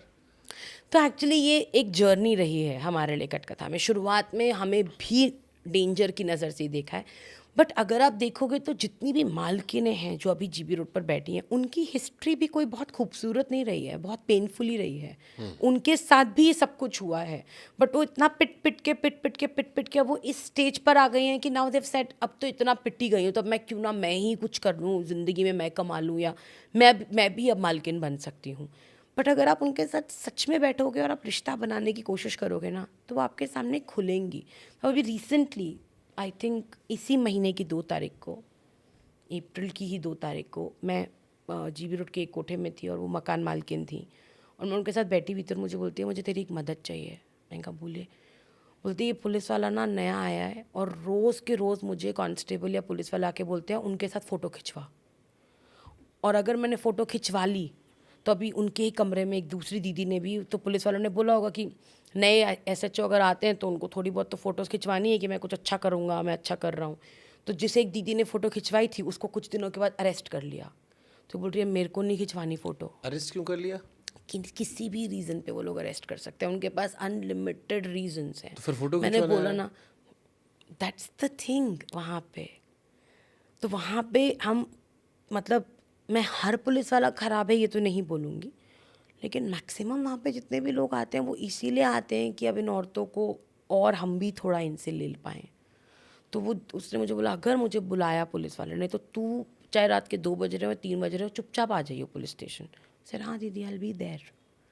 तो वो मकान मालकिन है, कहने को अगर आप देखोगे तो वो बहुत स्ट्रॉन्ग है, but that's her fear. She has a daughter and she was being sent to Tihar few years back in some case. उसकी बेटी को पुलिस वाली बनना था, पर उसने अपनी बेटी की, जब वो तिहाड़ में थी तो पीछे से शादी करवाने के लिए बोल दिया कि उसकी बेटी को ये पता ना चल जाए कि मेरी माँ तिहाड़ में है. उसकी बेटी को आज भी नहीं पता है कि मेरी माँ कोठा चलाती है. तो सोचिए एक औरत जो कोठे की मालकिन है, लेकिन वो आज तक अपनी बेटी को ये सच नहीं बता पाई है कि मैं कोठा चलाती हूँ. Imagine the hypocritic life which she is living. तो बेटी के सामने वो एक माँ है, केयरिंग मदर, बट अदरवाइज वो एक कोठे की मालकिन है. कोई सबसे पेनफुल स्टोरी जिसने आपको झकझोर दिया? जैसे मीडिया में हम कहते हैं ना कि हम इमोशनलेस हो जाते हैं। डॉक्टर्स भी जब किसी का इलाज करते हैं तो उन्हें कटा पिटा देख कर रोना नहीं आता। हम मीडिया वाले होते हैं, हम खबरें कवर करते हैं, अनलेस एंड अनटिल कोई बहुत ब्रूटल हुआ हम भी नॉर्मल रहते हैं, खबर पढ़ देते हैं। आई एम श्योर ये आपके लिए भी रोज़ का हो गया होगा, बट कुछ कहानियाँ होती हैं जो सीना चीर देती हैं, आंखें गमगीन कर देती हैं। जैसा आपने कहा कि जीबी रोड की दीवार इतनी मजबूत है कि अंदर की चीखें बाहर नहीं आती। कोई चीख जो आपको परेशान कर गई? अभी फ़िलहाल एक कर रही है। ऐसी बहुत आती हैं कहानियाँ, बट जैसे आपने बोला ना कि आपको आपके मेंटर्स और आपके स्पिरिचुअल गुरुज भी डिटैचमेंट सिखाना शुरू कर देते हैं। कि कोठे से वापस आके नहा लेना नमक का पानी में, या रो लेना आधे घंटे। मेरे एक स्पिरिचुअल गुरु ने मुझे बोला था, रोज़ बिना रोए सोना मत, क्योंकि आंसू के थ्रू आपके अंदर जो इमोशंस बढ़ जाएंगे वो आपको निकाल कर ही सोना है। Don't take them with you when you sleep, but there are stories which just haunts you. And अभी ही एक बच्ची की स्टोरी है जिसको मैं बचपन से देख रही हूँ, और उसको बचपन में ही ख़रीदा गया था, बट जिसने ख़रीदा था वो उसको बोलती थी मेरी बेटी है, मेरी बेटी है, मेरी बेटी है। और अभी मैं उससे मिलकर आई हूँ, उसी दिन की कहानी है। और वो अपनी आँख में ऐसे ऐसे कुछ कर रही थी, और मैंने उसको बोला तू रो रही है? तो उसने बोला नहीं दीदी, आँख में कुछ चला गया है, but she was actually crying. और मैंने उससे बोला तू क्या कर रही है अब, तू पढ़ने क्यों नहीं जा रही है अब? शी इज़ नाउ 18 और 19। नहीं दीदी मैं जाती हूँ पढ़ने के लिए, बट एक्चुअली वो पढ़ने नहीं जाती है, उसको डाल दिया धंधे में। और मैं उसको बचपन से देख रही हूँ, she was so fond of studying, उसको इतना मज़ा आता था। And I am helpless in that case, क्योंकि वो बच्ची नहीं बोल रही है मुंह से, उसकी जो जिसने उसको ख़रीदा है वो एकदम आ गई, और वो खड़ी रही अगले 10 मिनट कि मैं उससे कुछ ऐसी बात ना कर दूं कि वो उसको कुछ एक मैसेज मिल जाए। और वो उसको देखकर डर रही है क्लियरली, नहीं दीदी मैं बिल्कुल ठीक हूँ, अरे अभी मैं इतना धुआं क्यों है, अभी पूजा करी है, ये करा है वो करा है, but I know she is being already forced into this trade. So ऐसी कहानियाँ बहुत होती हैं जहाँ पे हम हेल्पलेस हो जाते हैं, but that's what we have to accept. Police वाले सेक्स वर्कर जो होते हैं वो पुलिस वालों को मददगार मानते हैं या परेशानी की वजह? दोनों डिपेंड करता है किस टाइप के पुलिस वाले उस टाइम पे अपॉइंट हुए हैं। तो ऐसे भी कुछ पुलिस वाले रहे हैं जो कि जेन्युइनली उनकी केयर करते हैं, और वो जेन्युइनली आते थे उनके बोलने पर, जेन्युइनली वो औरत की कहानी सुनते थे। बट ऐसे भी पुलिस वाले हैं जो सिर्फ और सिर्फ पैसा देकर यहाँ पर आते हैं। कमला मार्केट के पुलिस स्टेशन की वैल्यू भी बहुत अच्छी है, पैसा देकर आते हैं और उनको ये मकसद होता है कि मुझे अपने पैसे को 4 गुना करके निकलना है। तो ऐसे भी पुलिस वाले हैं। कितना आता होगा हफ्ता, महीने का पैसा पुलिस स्टेशन? हर कोठे का अलग है, फिर कुछ भी कोठे से 20,000 रुपये जाता है, कुछ कोठों से 1 लाख रुपये जाता है, कुछ कोठों से 2 लाख रुपये जाता है। हर कोठे का अलग है, जितने कोठे में जितना बिजनेस है बड़ा उतना ज़्यादा पैसा जाएगा, क्योंकि वहाँ 77 कोठे और 77 कोठों की कहानियाँ बहुत डिफरेंट है। कोई 2 कोठे सेम नहीं दिखेंगे आपको वहाँ पे। किसी कोठे में जहाँ बहुत छोटी लड़कियाँ वहाँ पैसा ज़्यादा जाता है, तो वहाँ पे पुलिस वालों की ज़्यादा सपोर्ट की ज़रूरत है, क्योंकि छोटी लड़कियाँ तो वहाँ रेड्स नहीं पड़नी चाहिए। कुछ कोठे ऐसे हैं जहाँ पे बूढ़ी औरतें हो चुकी हैं, अभी वो देर ऑल इन देयर 40s, तो वो अपने हिसाब से कमरा चला रही हैं, उन्होंने अपने दलाल रखे हुए हैं, तो वहाँ पे उनको इतनी ज़रूरत ही नहीं पड़ती, क्योंकि सभी एजेड हैं, सभी के सभी उनको पकड़ कर भी लेकर जाते तो वो बोलते हैं हाँ मैं तो अपनी मर्ज़ी से काम कर रही हूँ। तो वो कोर्ट में भी जाके बोलेंगे मैं तो अपनी मर्ज़ी से काम कर रही हूँ। तो वहाँ पे रेड्स मारने का कोई इतना पॉइंट ही नहीं है, ले जाओ पकड़ के, क्या ही होगा, आपको छोड़ना ही पड़ेगा कुछ टाइम के बाद। थोड़ा मार लोगे, थोड़ा पीट लोगे, थोड़ा पैसा ले लोगे, पर फिर तो छोड़ ही दोगे। बट जिन कोठों में ज़्यादा रिस्क है वहाँ से ज़्यादा पैसा जाता है।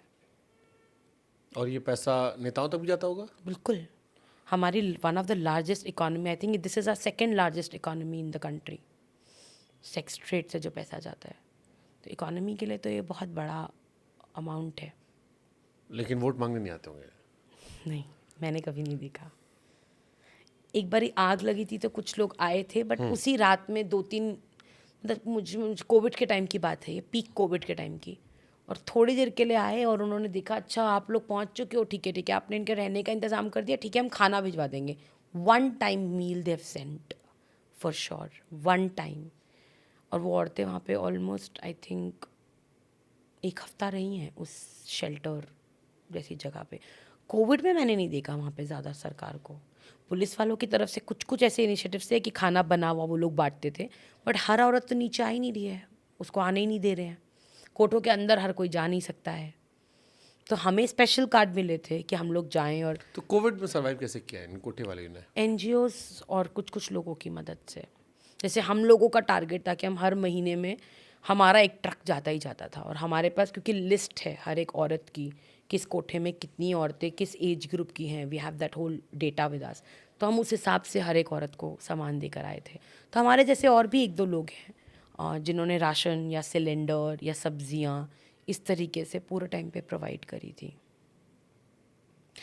But that was a very beautiful period for the women, क्योंकि जब मैं तब कोठों में जाती थी मुझे इतना मज़ा आता था, बिकॉज दे वर चिलिंग, मतलब फ़ोन पे गेम्स खेल रही हैं। मैंने कभी कोठे में लड़कियों को हंसते हुए नहीं देखा है, क्योंकि they are always so busy, client आ रहा है, आपको पूरा मेकअप करना है, और उस टाइम पे no makeup, nothing doing, they were actually living the life which they wanted to.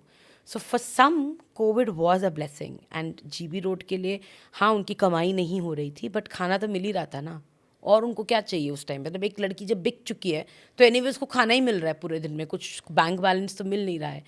तो वो टाइम मुझे बहुत मज़ा आता था, मतलब मैं घंटों बैठती थी उस टाइम पे कोठों में, क्योंकि ना चिल मारते थे हम लोग।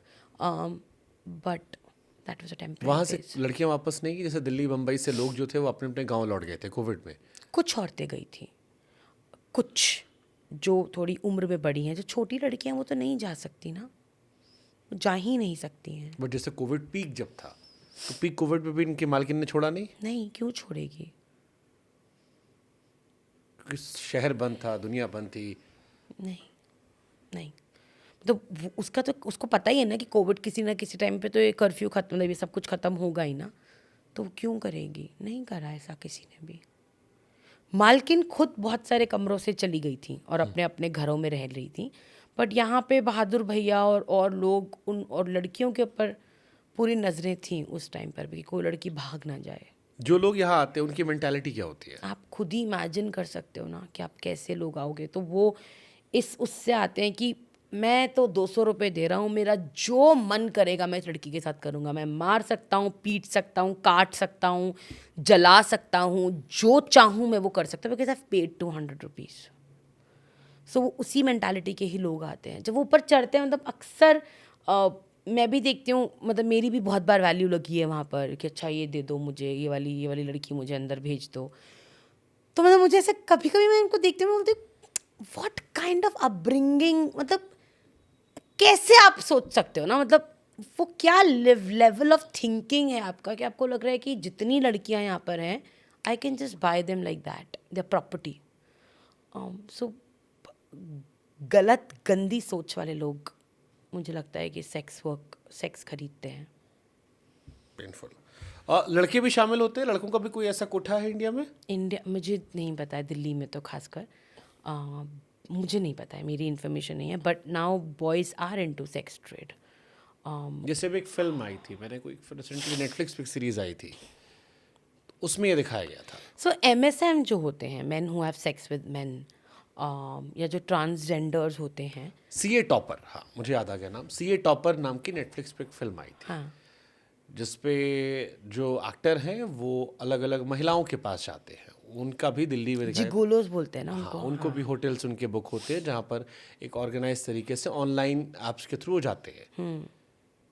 वो है, that's what I am saying, but brothels नहीं पता है मुझे। आपने बोला कि क्या लड़कों के भी कोई कोठे हैं, मुझे कोठे नहीं पता हैं, लेकिन इस तरह की चीज़ें तो मैं भी फिल्म्स में ही देख रही हूँ, but I never met, but I met MSM, man who have sex with man, या जो ट्रांसजेंडर्स हैं जो कि अब गर्ल्स बन चुकी हैं। आप अगर अक्सर सड़क पे भी देखोगे साइड पर, अक्सर नाले वगैरह जहाँ पर होते हैं, जैसे गाजीपुर का नाला है, इन सब जगहों पे आपको जनरली जो रात को लोग मिलते हैं, they are trans man, trans woman basically. So वो लोग होते हैं वहाँ पे। तो ऐसे लोग तो बहुत हैं दिल्ली में इस वक्त पे, बट क्या उनके लिए कोठे हैं? जैसे जीबी रोड के कोठों में मैंने कभी आदमी नहीं देखे हैं। वहाँ ट्रांस वुमेन भी नहीं नहीं, होती? वहाँ ट्रांस वुमेन भी नहीं होती है। वहाँ पे सिर्फ एक ग्रुप ऑफ ट्रांसजेंडर, मतलब एक ग्रुप ऑफ यूनक्स आता है, but only to bless and take the money. But वहाँ पे मैंने कभी लड़कों का सेक्स वर्क होते भी नहीं देखा है।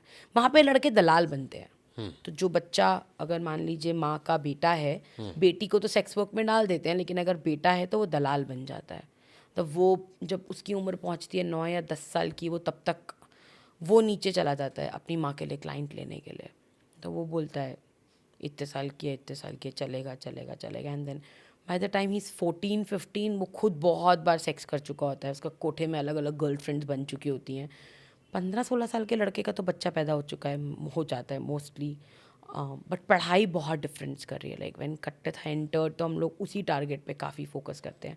तो अब जो हमारे जितने भी बच्चे हैं, they're all out of this trade, not into दलाल, not into alcohol, not into drugs, and they are doing something really great in life.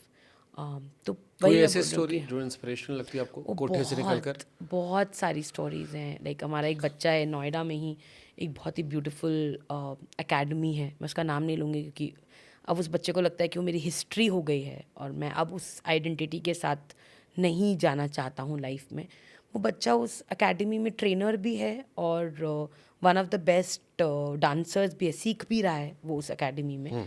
वो निकल चुका है, उसने पढ़ाई पूरी करी है, उसने सब कुछ अपना कंप्लीट करा है। हमारी एक बच्ची जिसकी मैं बात बता रही, जिसको हमने गांव से रेस्क्यू करा था, उसकी बहन अभी COT के एग्ज़ाम्स की तैयारी कर रही है और वो खुद अजीम प्रेमजी में जा चुकी है। तो अजीम प्रेमजी यूनिवर्सिटी में वो पढ़ रही है, उसका 1 साल ख़त्म हो चुका है। और अब छोटी बहन को भी या तो वो अजीम प्रेमजी जाएगी, उसको वैसे ब्यूरोक्रेसी में जाना है, उसका वो सपना है, उसको IPS ऑफिसर बन के GB रोड पर ही आना है। और वो पढ़ने में बहुत ब्राइट है।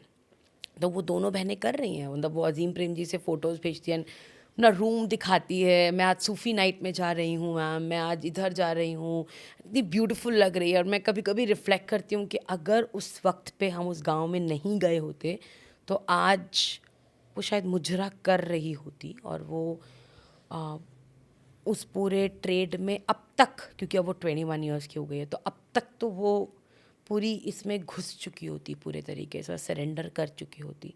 तो स्टोरीज तो बहुत है हमारे बच्चों की। अगर मैं अपने बड़े बच्चों की, एक बच्चा हमारा सिविल डिफेंस ऑफिसर बन गया है, तो उसने पहली बार यूनिफॉर्म पहनी और उसने फ़ोटो भेजी, तो आई was like oh my God, this is possible. और उसने अपने गांव में, जिस गांव में बेड़िया कम्युनिटी से ही वो बिलोंग करता है, उसने वहाँ पे अनाउंस कर दिया था कि मेरी कोई भी बहन धंधे में नहीं जाएगी। और आज उसकी बहनें बाहर हैं, उसकी कज़न सिस्टर्स भी बाहर हैं, वो खुद सबका ख्याल रखता है, बाहर रहता है, he is married, he is a father to a small baby, और वो अपनी सारी बहनों का ख्याल रख रहा है। सो एजुकेशन, और अगर हम वहाँ पर, हम बोल देते हैं अक्सर कि उन्हें तो आदत पड़ चुकी है ना धंधा करने की, अब आप उनको बाहर भी निकालोगे तो वो निकलेंगी नहीं, वो सस्टेन नहीं होंगी। तो मैं सुन रही हूँ पहले दिन से, 14 सालों से। बट आइए ड्रीम विलेज और देखिए, उन औरतों को मौका दोगे तो वो दुनिया इधर से उधर करने को। जो पोलियो वाली मैं औरत की बात बता रही हूँ, she recently completed her training with Haldiram's as a chef. She wants to start her own cart. कहती मुझे कैफ़े खोलना है, मुझे कैफ़े खुलवा दो, मैं देखना कहाँ से कहाँ पहुँचा दूँगी कैफ़े। मौके ही नहीं देंगे अगर हम किसी को, तो फिर उसके लिए कुछ भी बोल लो आप। कंफर्ट जोन में है हमारी सरकार। क्या फ्यूचर देख रहे हो इन कोठों का, आप सेक्स वर्कर्स का इंडिया में? और बर्बादी होगा if we will not take care of it right now, if we don't talk about it. तो इसको, इसमें लड़कियां अभी 7 मिनट पे एक उठ रही है, धीरे धीरे 3 मिनट पे उठेगी, और शायद बहुत टाइम नहीं लगेगा कि ये हर घर तक पहुंच जाएगा। बहुत समय नहीं लगेगा। हर क्योंकि घर तक हम, पहुंच जाएगा मतलब? मतलब अभी हम बोल रहे हैं कि गरीब लोगों की लड़कियों को उठा रहे हैं, बट शायद कल को हमारी भी बच्चियां अनसेफ हैं, तो हमें वो नहीं भूलना चाहिए। सोसाइटी में इट्स अ बिग प्रॉब्लम, जो अंदर ही अंदर से सोसाइटी को हॉलो बना रही है, बट हम इस पर ध्यान ही नहीं दे रहे हैं क्योंकि it's not an agenda for anybody. But वो भी शायद ट्रैक करके उठाते होंगे कि ऐसे इंसान को उठाओ जो शोर कम मचा पाए, अखबारों में कम जा पाए, टीवी पर कम नहीं, लाए। ऐसा नहीं है। बहुत सारी कहानियाँ आप स्कूल्स में देखोगे, पब्लिक स्कूल्स में देखोगे, लड़कियां तो मिस हो ही रही हैं ना हमारे देश में, ऐसा तो नहीं है।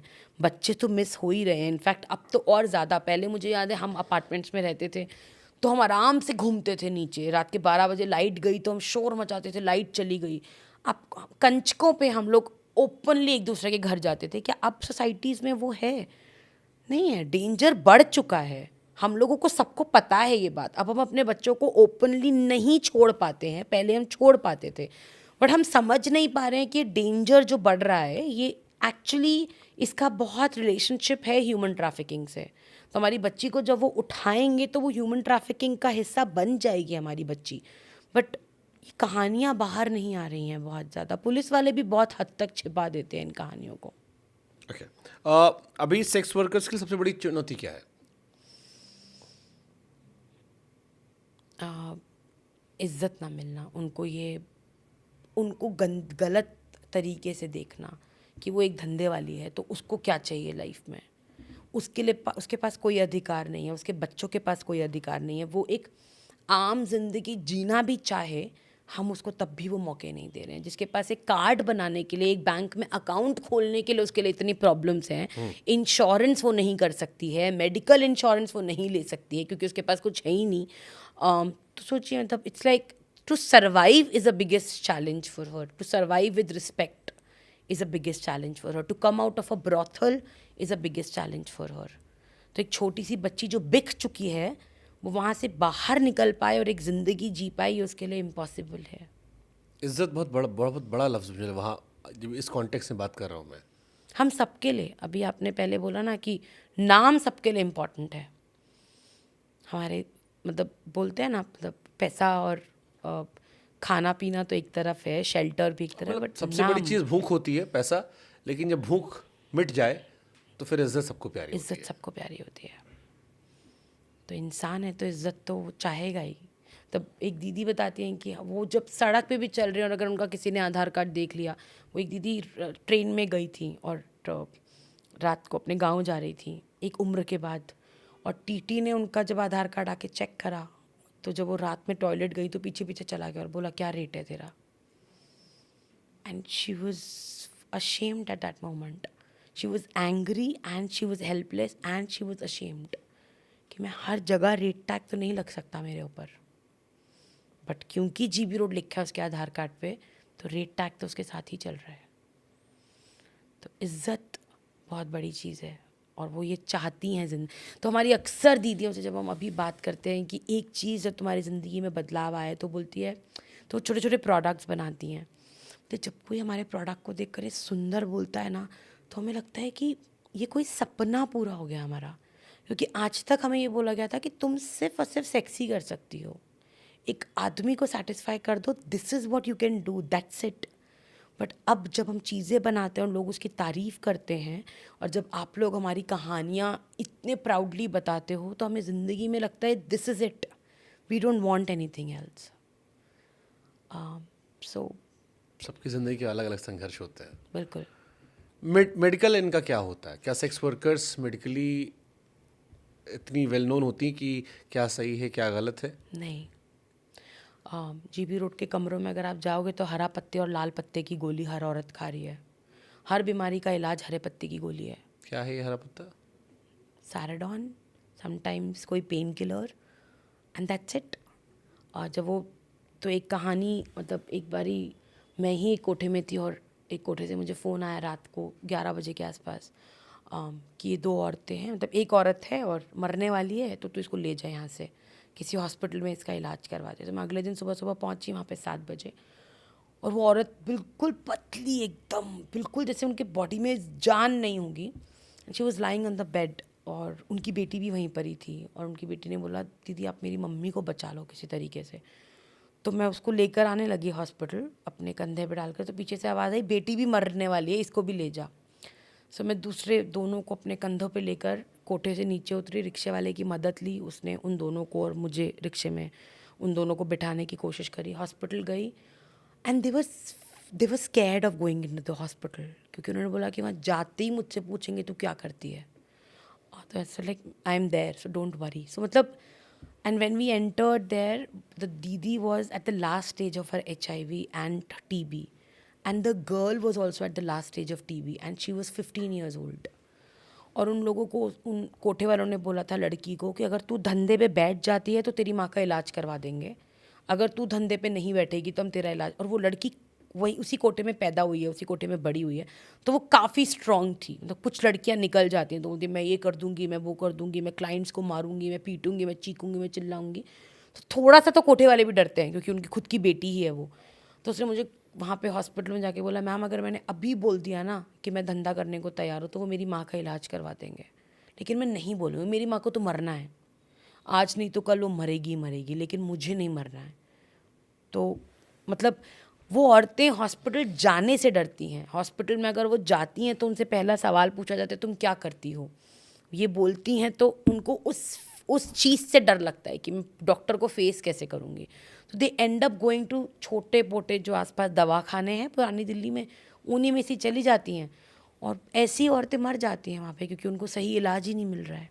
इनका फ्यूनरल कैसे होता है सेक्स वर्कर्स का?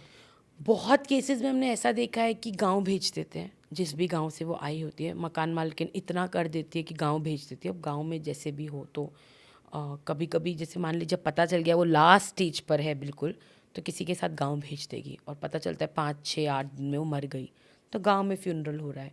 कुछ लोगों का जब यहाँ पर होता है, किसी की अगर डेथ यहाँ पर तो हुई, उनके गाँव में पता नहीं होगा वो क्या कर रही हैं। हाँ, तो अगर कुछ लोगों का यहाँ पर हो रहा है, डेथ हुई है, तो फ्यूनरल तो करती हैं, कुछ औरतें जाती हैं। रिसेंटली एक दीदी का मर्डर हो गया था और तब हमने बोला कि हम भी चलते हैं उनके फ्यूनरल में, तो हमें मना कर दिया गया कि नहीं आप मत जाओ, हम ही जाएंगे। नहीं पता क्यों मना करा, बट मना करा कि आप मत जाओ वहाँ पे, हम लोग करके आ जाएंगे। वहाँ भी सेक्स वर्कर्स के बीच में भी कास्ट, रिलीजन ये सब होता है? रिलीजन कास्ट नहीं होता है, लेकिन कंपटीशन होता है क्योंकि सबको पैसा ज़्यादा कमाना है। सबको चाहिए कि मैं दिन में ज़्यादा से ज़्यादा क्लाइंट्स ले लूँ ताकि मेरे पास ज़्यादा एंड में पैसा आ जाए या मेरी मालकिन ज़्यादा खुश हो जाए। तो वहाँ पे वैसी लड़ाई झगड़े बहुत हैं। सरप्राइजिंगली वहाँ हिंदू मुसलमान ये सब चीज़ों का डिफरेंस नहीं है, वो सब साथ में ही बैठती हैं, साथ में ही उठती हैं, साथ में ही खाती पीती हैं। बट जैसे मान लीजिए एक बिल्डिंग में आमने सामने 2 कोठे हैं, तो वो 2 कोठों में बहुत लड़ाइयाँ होंगी कि ये कस्टमर, मतलब वहाँ पे अगर एक लड़का, कभी कभी बहुत एंटरटेनिंग भी होता है कोठों में बैठना, क्योंकि कस्टमर आया और उसकी एक शर्ट इधर से खिंच रही है और एक शर्ट इधर से खिंच रही है और कस्टमर बेचारा एकदम परेशान हो रहा है कि मैं, बेचारा तो नहीं बोलूँगी मैं, कि मतलब मैं कहाँ जाऊँ, मुझे छोड़ दो, टाइप्स। एंड फिर जो औरत जीतती है या जो औरत धमकी दे देती है दूसरी औरत को, तो वो उसको जाने देती है उसके पास। तो वो वाला कंपटीशन वहाँ पर बहुत ज़्यादा है। और कुछ हद तक because they are all traumatised, तो वो इमोशंस उनमें काफ़ी कम हो जाते हैं। मतलब पेन, या कोई दीदी रो रही है या कोई दीदी बीमार है, तो वो बहुत बॉदर नहीं करते हैं वहाँ पे। ठीक है बीमार है, चल बहाने मत मार, कस्टमर अटेंड कर, मतलब ऐसा वाला वहाँ पे काफ़ी ज़्यादा वो रहता है। काफ़ी पेनफुल कहानियाँ इसमें है। कोई मिथ सेक्स वर्कर्स को लेकर जो समाज में बहुत वायरल हो? यही कि सेक्स वर्कर्स नहीं होंगे तो रेप्स बढ़ जाएंगे। मुझे तो लगता है ये बहुत बड़ा झूठ है जिसको हम सच मान कर बैठे हुए हैं इतने सालों से, और इसलिए हम आंखें बंद कर कर बैठे हुए हैं। एक दिन में एक सेक्स वर्कर मैक्सिमम, जैसे जीबी रोड है यहाँ पे, तो जीबी रोड में कितने client maximum sex worker attend करते जो हैं? मैंने सुना है वो 70 मर्दों के साथ एक दिन में?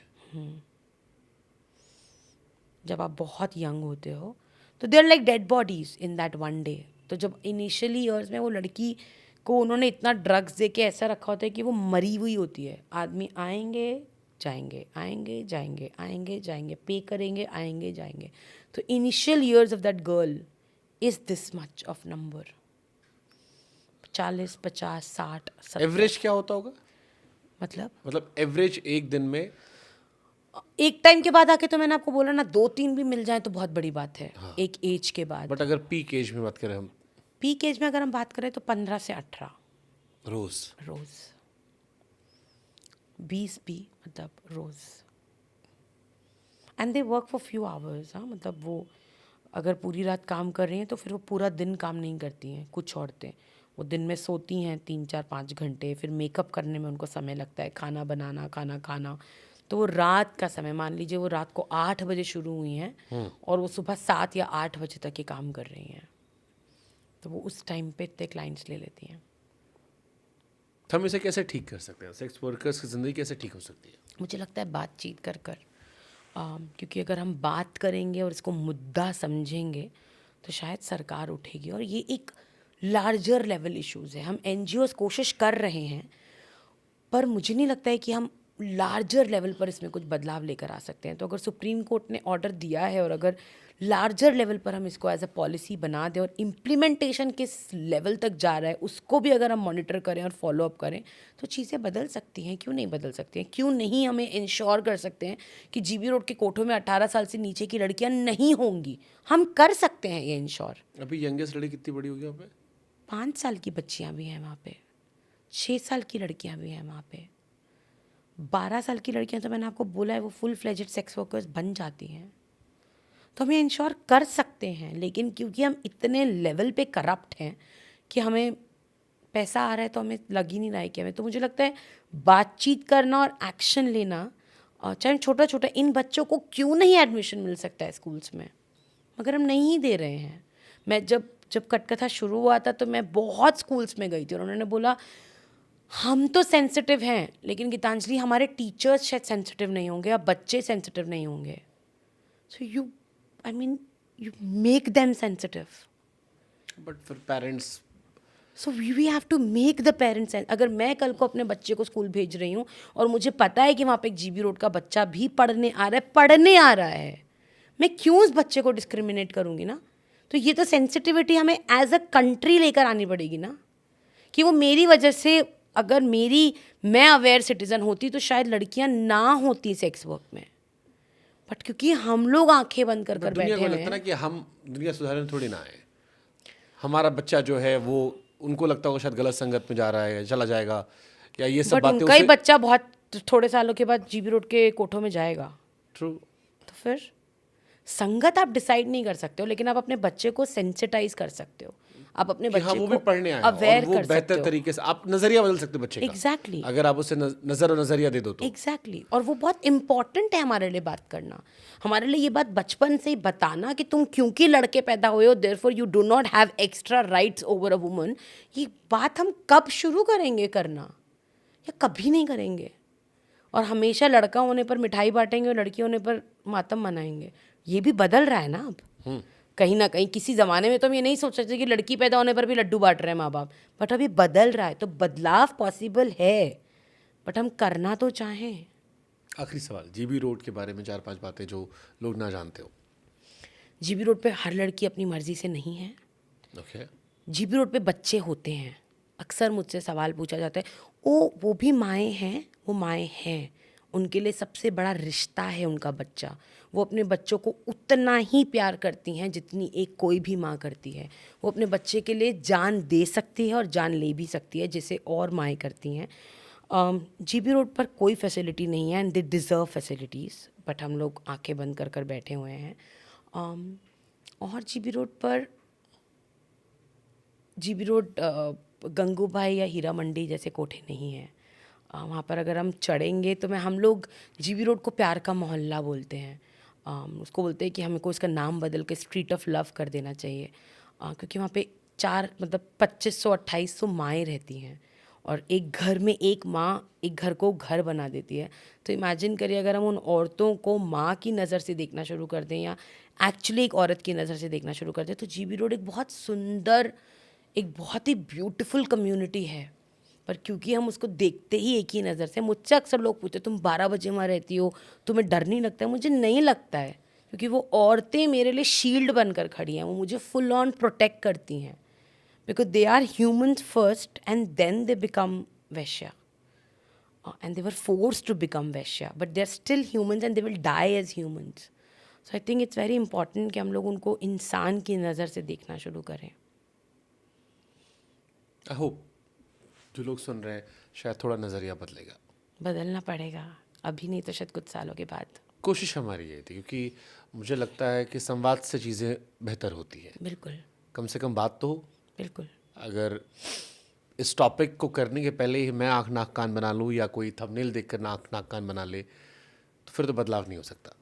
बदलाव करने के लिए कम से कम समस्या को पहचानना ज़रूरी है। अगर आप पहचानेंगे तो शायद देर से लेकिन समाधान निकल आएगा। बिल्कुल, बदलाव तो है ही पॉसिबल। हम देख रहे हैं 14 सालों में जीबी रोड से सक्सेस स्टोरीज निकलते हुए, तो निकल सकती हैं, बट देखने का नज़रिया बदलना इम्पॉर्टेंट है। Lovely talking to you Geetanjali. Thank you so much.